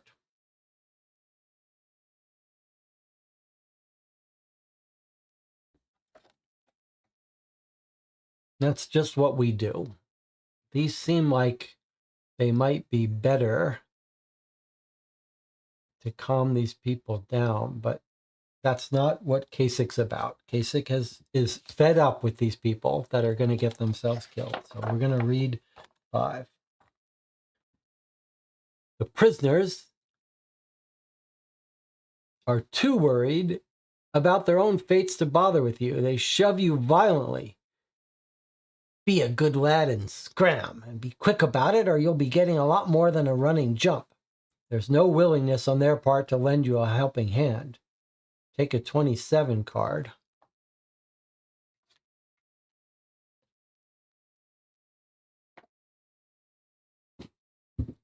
Prisoners are out of ideas, and their curses and lamentations soon turn to panic and scrambling despite the danger.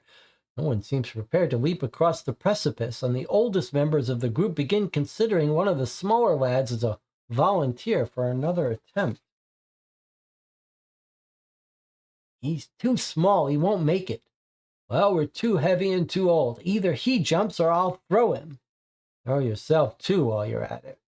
All right, so they did not like what I told them.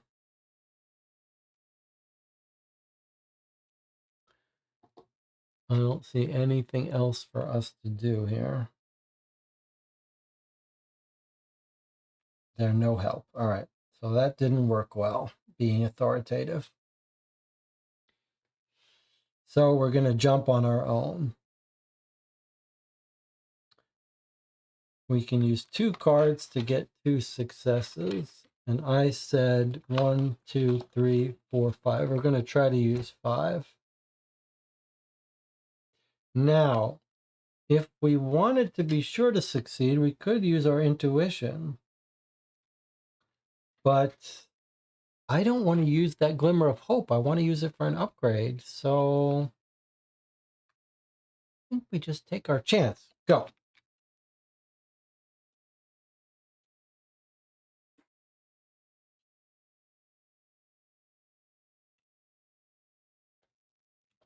Okay, well, 5 cards was plenty. We got our 2 successes. We actually got 3.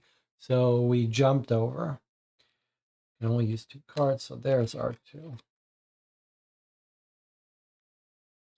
You land gracefully on your feet.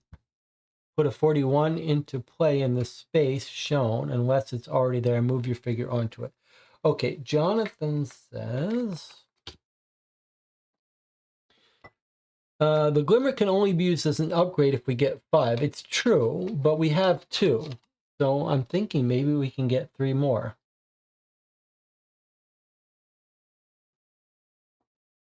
But yeah, once we determined we weren't going to get 3 more, then we should use it. Okay, so we jumped across the chasm. These people are stuck on the other side. We don't care about them.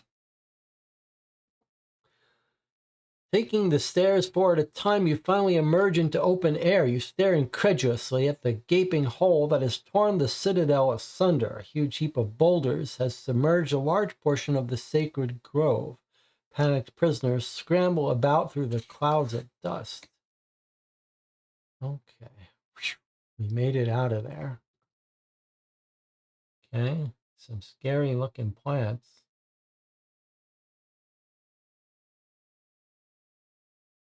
Look at these skulls down on the ground.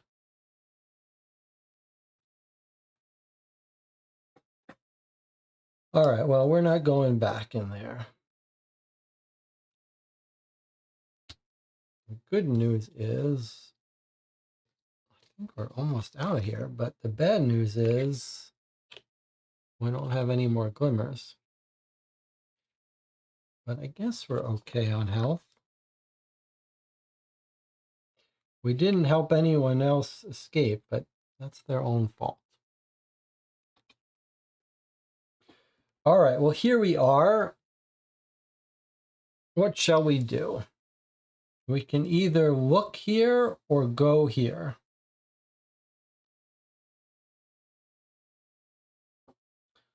Look or go?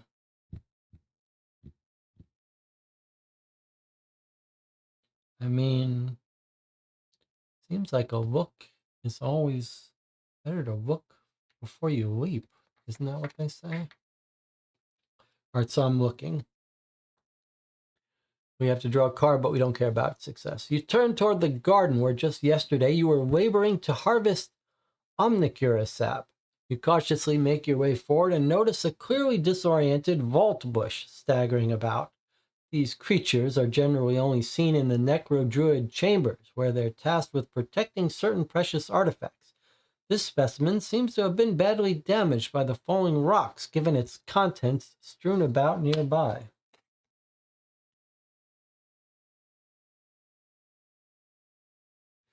The vault bush is set upon by a swarm of aggressive birds that must have smelled something tantalizing in its treasure trove.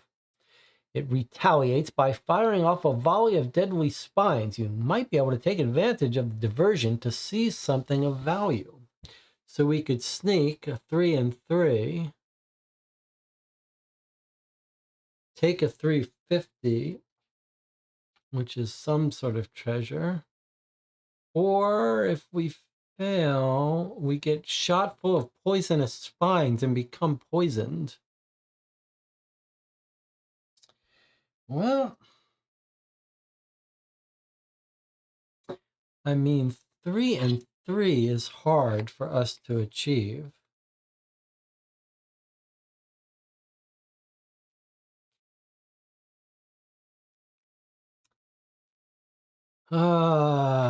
Well, I mean, we could succeed if we draw enough cards.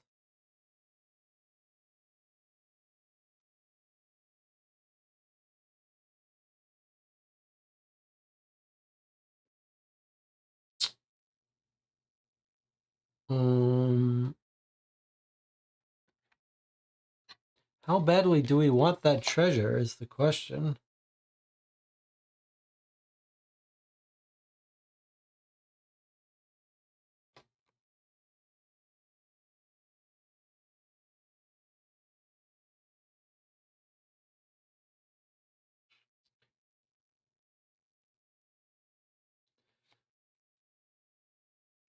I'll tell you what I think we should do. Before we do this, let's use inspiration to take the card Spare No Effort. I don't think we had Spare No Effort in our previous playthroughs. Spare No Effort says, any time during the result step, draw 1 or 2 additional cards. So basically, this is a great card because if we need to, we can now try to get this in 4 cards. If we need to, we can draw 2 more cards. So I think we could pull this off. And I think it might be worth it to try to get that treasure. All right, let's try it. So we're going to try to sneak through. It's not our best skill. 1, 2, 3, 4. 3 cards for 3 successes. That is doable. I'm going to take 5. In a worst case, we'll use this to get 2 more. I think this might be enough, but let's see. Okay, here we are. We're doing this. Let's see what we got. There's 1, 2. We just need 1 more. That's it. We did it. And actually, it was kind of good we did because we didn't have too much to spare. All right, so we got 3 successes on 3 cards. We're chewing through a lot of energy, but it was kind of important. And we banish this and get a 350. Let's see if that was worth it.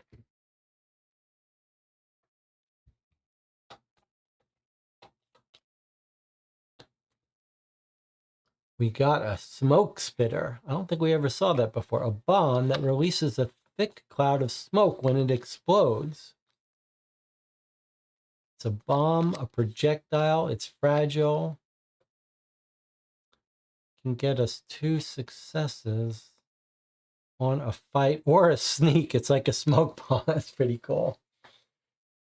Okay, that's pretty cool. All right, and it doesn't have any weight. That's nice. All right, that was worth it. And then that guy got banished. Now, we could look again. Is there another 38 card to look at if we wanted to? It's got a diamond. That means if there's nothing more to do, there's nothing more to do. Okay, there's no more 38s, so we couldn't see that. The only thing for us to do then is to do 47 and walk over here. Remember, here's another little mini thing I just remembered about this game. Remember, occasionally it'll say, hey, if your actual pawn is like is in this area, then things happen. So I'm going to keep this guy on the path. I don't see any numbers. All right, let's draw 47.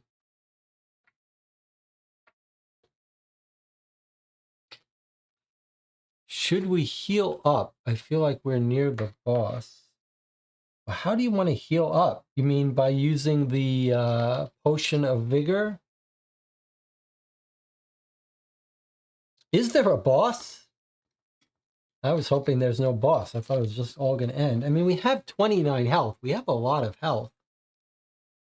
Do we get to keep this potion if we don't use it now? Because I don't feel like we need it. We're not exhausted. You really think we're going to need more than 29 health?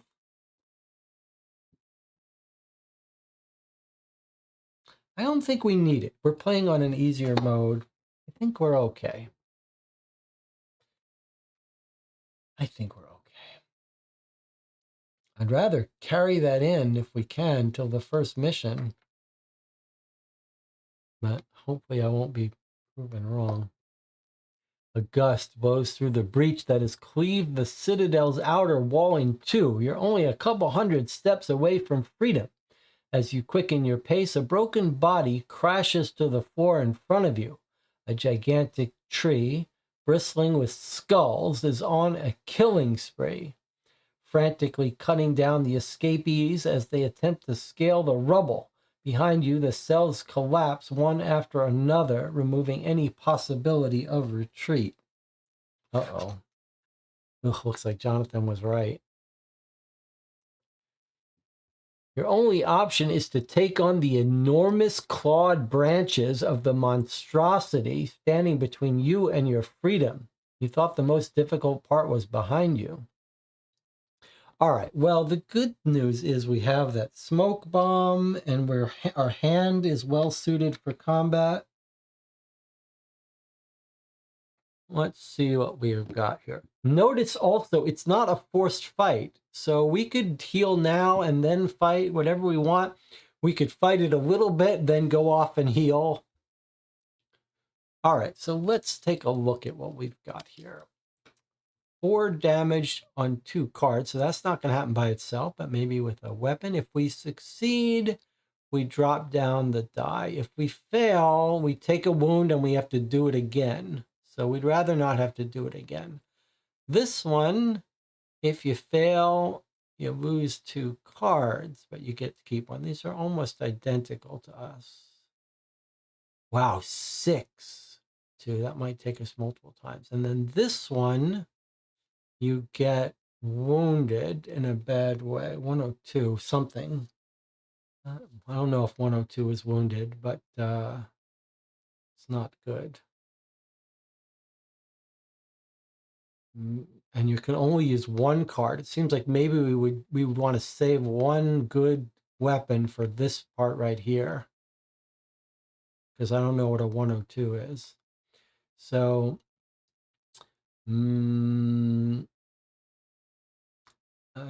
this seems like the worst outcome. Maybe we would save our smoke bomb for that. That's the hardest to succeed at because we can only use 1 card.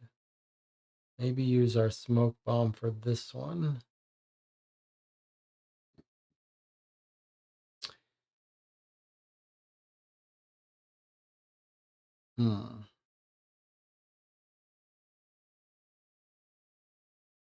All right. We still have a flail and a hoe.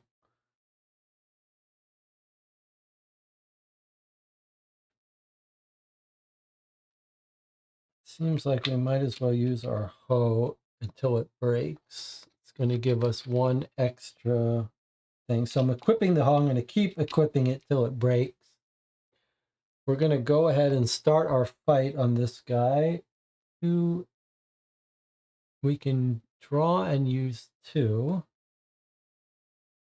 But this lets us draw more should we need it. We can also use flags as long as we've got a weapon, which we do. And our smoke spitter is not a weapon. So just keep that in mind. Neither is our flail. So we're not going to be able to use this once our weapon breaks.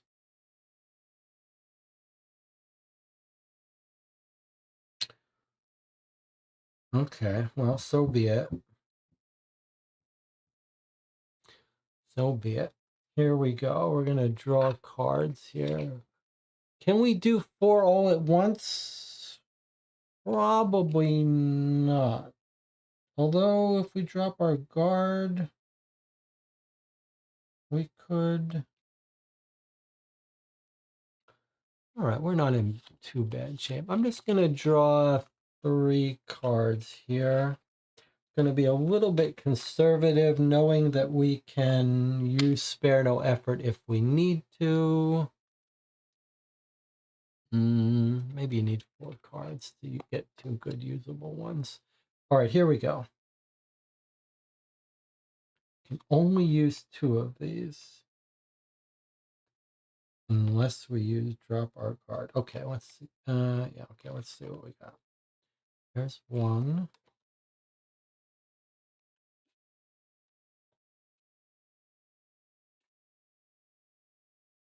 All right, so we only got 1 success.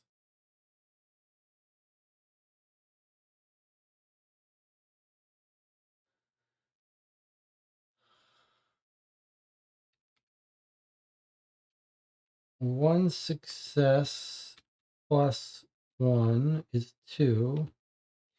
I think we probably should, and 2, and 2 flat.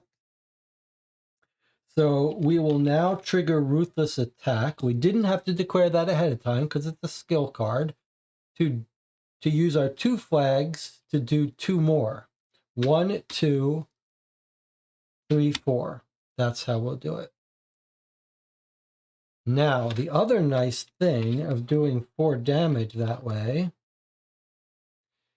not only do we succeed, so then we knock this down to the next row.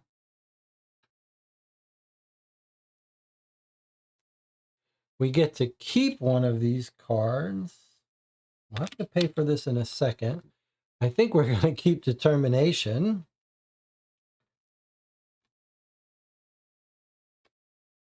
The rest get discarded, although, boy, that's pretty good.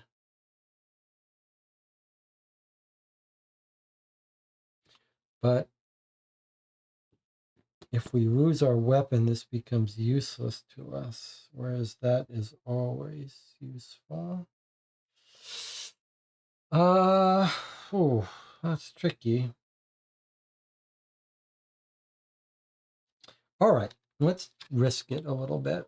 Although those 2 flags are kind of useful. All right, I'm going to keep this mostly just so these circle back in. All right, so now we've killed it. We kept our 1 card, which we kept Determination. Ruthless Attack makes us discard something, but it doesn't have to be this card. So I think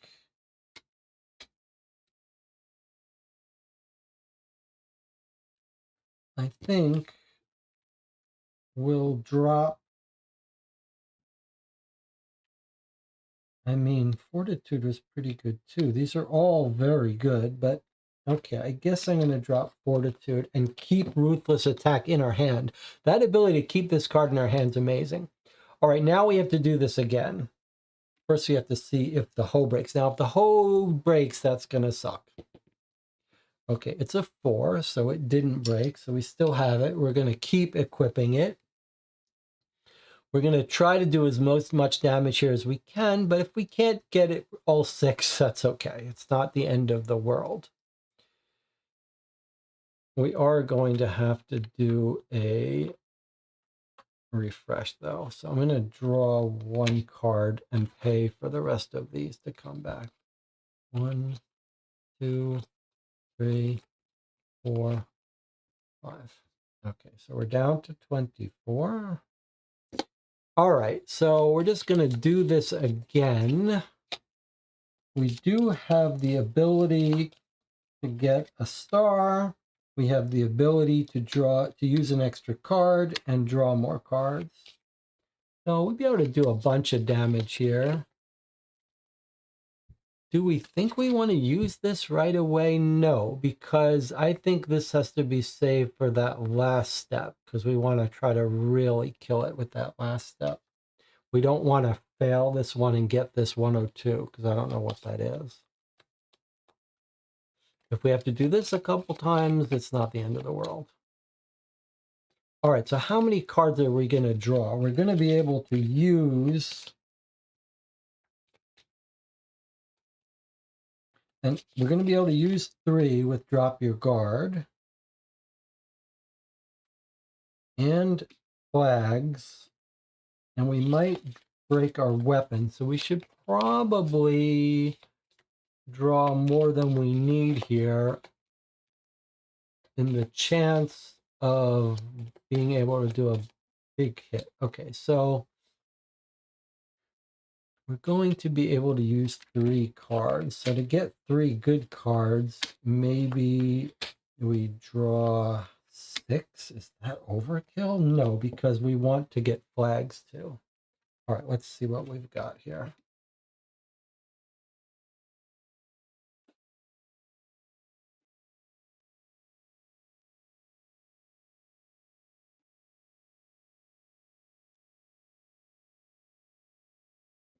All right, so by default, we can use 2. That would be 3, 4, and then 5, 6 using our flags, those 2 flags. That's 6, and then we don't have to use this, and we don't have to use this, which is great.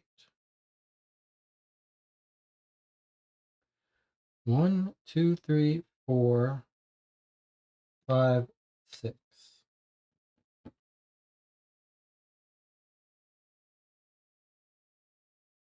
I think that's the best thing we can do here.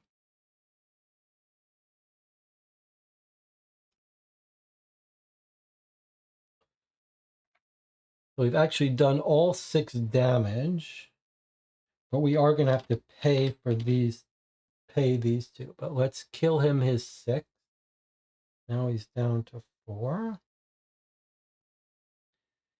We have to do what this says, which is we lose 2 health. That brings us down to 22. And we drop the die down. Okay, so now we have to do 2 things now. We have to throw out a card because we use Ruthless Attack. I think what we're going to throw out is Spare No Effort. That's the one that we might not need to use. That lets us keep Ruthless Attack. Now we have to see if we lose our hoe. Okay, it's a 3, so we didn't lose it, so we can still keep using it. And now we're having our fight here. We can only keep 1 card, but this is going to let us use 2 cards. And that does an extra damage, 3. This would do an extra damage. If we use the Smoke Spitter, which we could use, we would do 2. We'd have to declare it ahead of time. I'm inclined to not use this if we don't think we need it. So let me see here if we really do need it. Surely we don't. This means we only need 3 successes, 2 successes on 2 cards. 2 successes on 2 cards. Better to draw some extra cards and keep our smoke spitter. Surely that's the way to go. So I'll just be overly careful here. So 1, 2, 3, 4. We need 2 successes. We get 2 successes on 2 cards. This lets us use 2 cards. Then we get 3, 4. Or if we get flags. But if we fail this, it's going to really hurt. So I'm just going to take 1 extra card. This seems overkill. All right. Anything else we need to declare ahead of time? We've declared we're using the hoe. I guess the only option is if we thought we wanted to... Before I do this, here's my only question to you. Is it better to hold on to the hoe long term or the smoke spitter? I think it's better to hold on to the smoke spitter long term. All right, here we go. We only need 2 out of 2. Oh boy, so far we haven't gotten it. Okay, now we got it. All right, so we got our 2 successes on 2 cards. Do we get 3 successes on 2 cards? No. The best we can do is 2 successes on 2 cards. All right, so 2 successes on 2 cards. Then we're going to use this to let us use those 2 cards. I guess I should put these all in a file first. Okay, that's our 2 successes.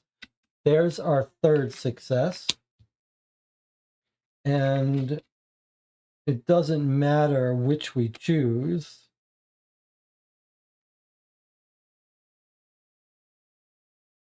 Well, I suppose if we have enough flags, we can use this.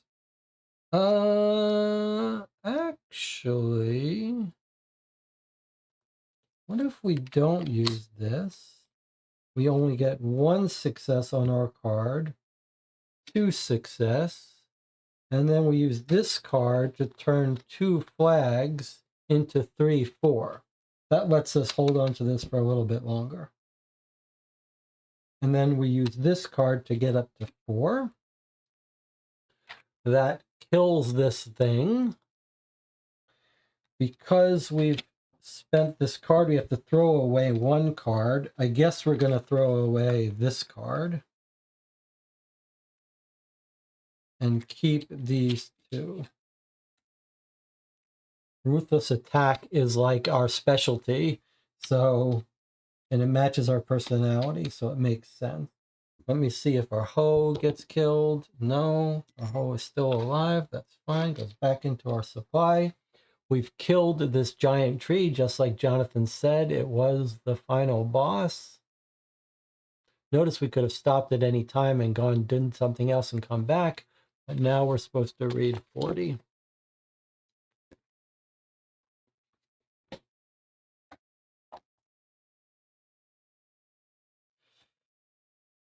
Okay, here we go. The tree recoils, folding up its long, gnarled branches into a sort of protective cocoon. You hesitate for a precious second, fearing a ruse, but the abomination remains immobile. You're certain you have defeated it. Hurrah! The survivors cheer you, raising their makeshift weapons and fists in support. Hurrah! With one last effort, you clamber up the mound of rubble that stands between you and escape. Discard all cards on the board. Open the introductory scenario entitled A New Beginning, where the bookmark is, and read the epilogue to end the scenario. Okay, I guess that's this thing we just beat with its skull branches. All right, so we're still not on our mission yet. It's just the epilogue of A New Beginning, and everything here goes away. Okay, let's read our epilogue. You still with me, Jonathan? Trees got defeated. No numbers on the tree, huh? All right, let's read the epilogue here.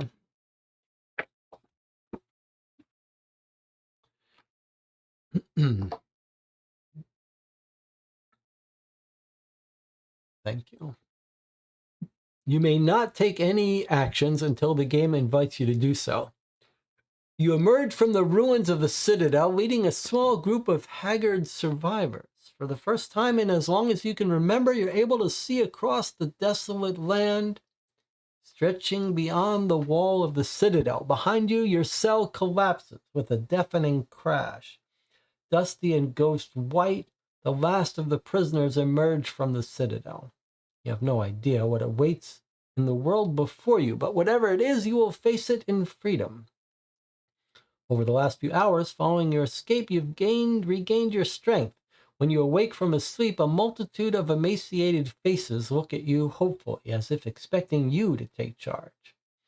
Each unconscious character gains 1 life point, regains consciousness. Each player returns their cards with temporary and/or weakness.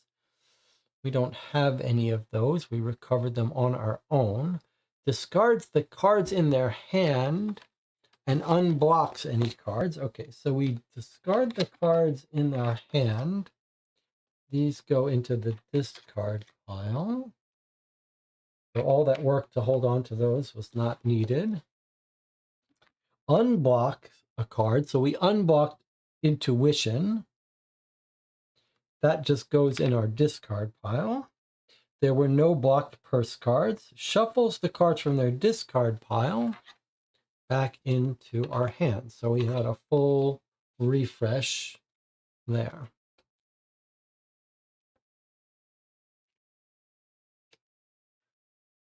All right.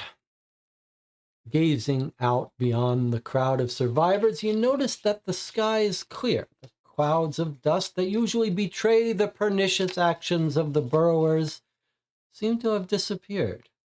Could it be that the conflict has reached a turning point? If so, the surrounding land should be safe enough for you to explore and search for some answers. However, it would be suicide to set off without preparation or equipment. You need to get organized. Clearing your throat, you prepare to speak to the crowd, but nothing comes out. Who are you to command these people?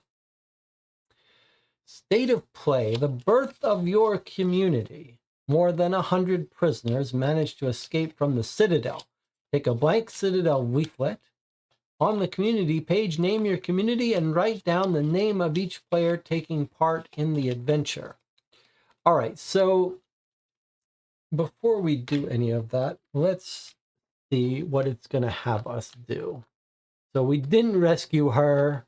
We didn't rescue the mouse. We didn't get this objective. We didn't get any objectives, really. We didn't get any of these things. So these would be extra things we could get. Name your community and write down the name of each player. Okay, Jonathan says, name the town the Order of the Scarlet Knight after the book. I think that's a great idea, except that it's the Amber Knight. But maybe you want to be the Scarlet Knight as our sort of ruthless revenge version of this knight. Do you want to be the Scarlet Knight or the Ruthless Knight? Or the Scarlet Knight or Amber Knight? I don't know. Scarlet Knight's got a nice ring to it, too. Order of the Amber Knight or Order of the Scarlet Knight? Let's have a vote. Do we want to be the Order of the Amber Knight to follow in the footsteps of the famed Amber Knight? Or do we want to be the mirror image of the Amber Knight? A knight of our own, the Scarlet Knight, full of rage and vengeance. What's it going to be?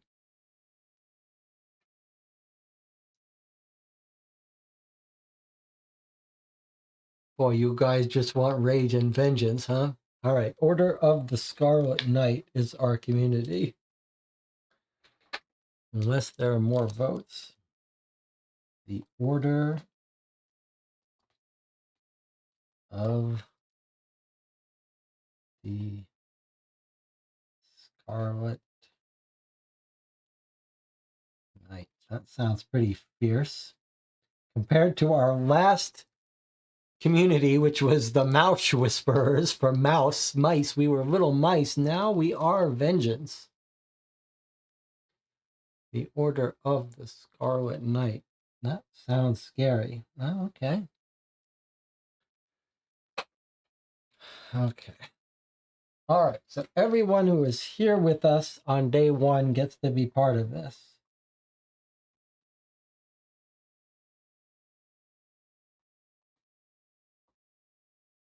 Jesse, Jonathan, and Jelly. 3 J's. Okay. So I'm going to give 2 minutes for anyone else who has been working in the background of this stream to speak up and get their name in this book. And while we're waiting, let me see what else it wants us to do.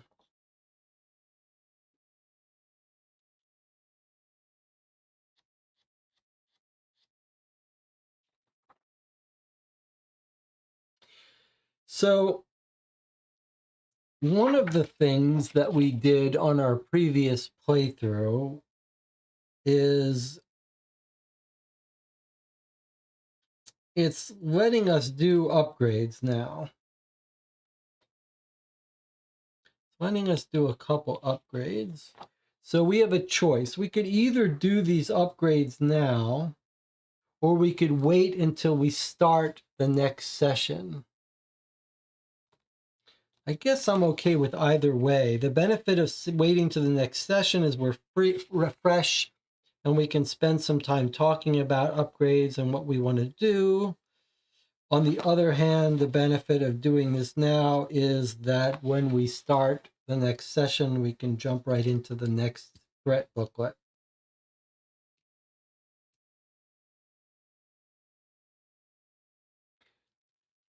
So while we're waiting for anyone else to wake up and get their name in this book, let me know what you think we should do here. Should we spend some time upgrading? Let's see, what is our upgrade? We get to take 299 cards. Do the 99 cards let us upgrade right now? Yes, they do. Okay. Oh, yes, we would have upgrades to do. Jonathan says, I feel like the pattern we wound up with last time was starting the next session with upgrades. I think it makes sense. All right, so we'll save our upgrades. We'll save the rest of this conclusion for the beginning of our next session. And it looks like it's just the 3 of us with our names in the adventure. I'll just finish filling this out. We're playing Drums of Desolation. That seems appropriate for our character Kasich, who's filled with PTSD, anger, and a quest to understand what has gone wrong in life.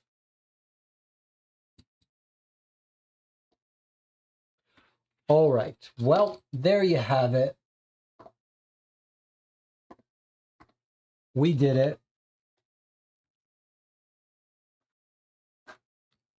I guess we're supposed to save how many life points we had, which is 22. And we're playing Kasich.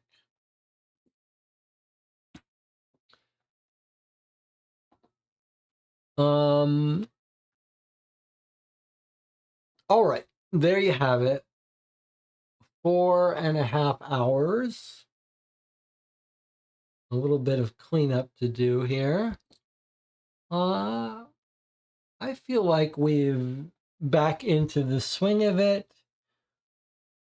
a couple mistakes here and there that the channel chat saved me from. I'm not sure we came out of that introductory scenario better than last time. I feel like last time we may have saved a couple people. This time we sort of, well, we were ruthless. That's what we said we were going to be. All right. Thank you for joining me. Hope you had a little bit of fun. I know I did. It's always great to play with an enthusiastic group in the channel. I'm so glad Jonathan could join me for this. The plan will be to play once a week, I guess.